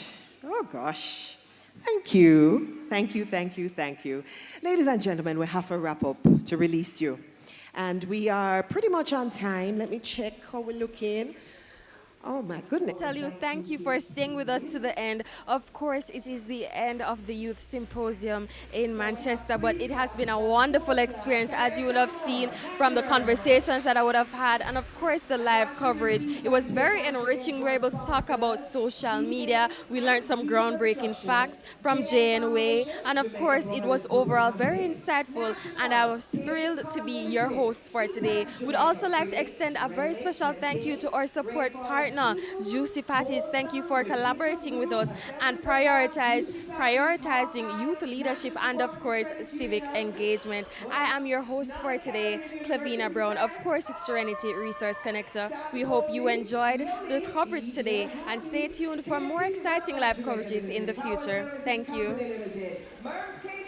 What's one piece of advice you'd offer to youth who want to start making a difference in their community? I want to ask a question to the youth. Whether you're attached or unattached, whether you're considered youth based on our stipulation between 16 and 29, or you're a more experienced youth beyond 29. Let me just ask a question. Do you believe that you can be the change that you want to see in your communities? And the simple answer to that is yes, absolutely. Because what? You are a promise, you're a possibility, you're a promise with a capital P. And I'm saying this because among school across Jamaica, that is something that I'm sure most persons have heard. But it is now to believe it, and I have to be as practical as possible. So now I'm going to see if I can incorporate my electrical engineering skills. I'm an engineer by profession, to get you to understand how much of a possibility you are.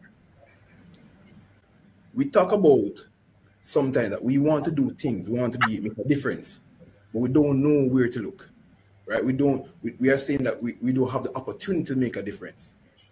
And I was told before that the opportunities and the resources that we seek is oftentimes, it is right in our house, in our household.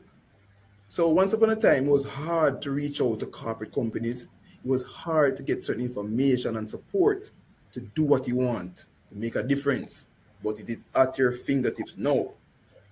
So I'm going to bring forth something I want all youth and everyone here to even incorporate as we make changes in 2024 and going forward. Let us think about the possibility of incorporating AIs, for example. And funnily, right before I came on, I went on one of the most popular AI platforms, the ChatGPT, yeah. And I say, you know what? Let me see how much I can get from the ChatGPT. I asked the question, if I want to do a social intervention program in my community in Jamaica to reduce violence, what are the agencies that I can reach out to? And within less than a minute, I should say a couple seconds, I got Ministry of National Security, I got National Council of Drug Abuse, I got Jamaica Youth Advocacy Network, I got United Nations Development Programs, and many more. And this is just an example of the capability and opportunities we have right in front of us. Now, they put our foundation in terms of our drive and zeal to make a difference into practicality. And that is the 2024 and the world that we're experiencing today. I want to leave the structure that you can use if you're in doubt that this is even possible. You can look on yourself as a mustard seed. Very small seed, but has great capability in terms of growth. Look on yourself as a seed, the foundation, that right, you develop that mandate, that idea, that desire to make a change. This Youth in Action Live Forum was brought to you by Juici Patties.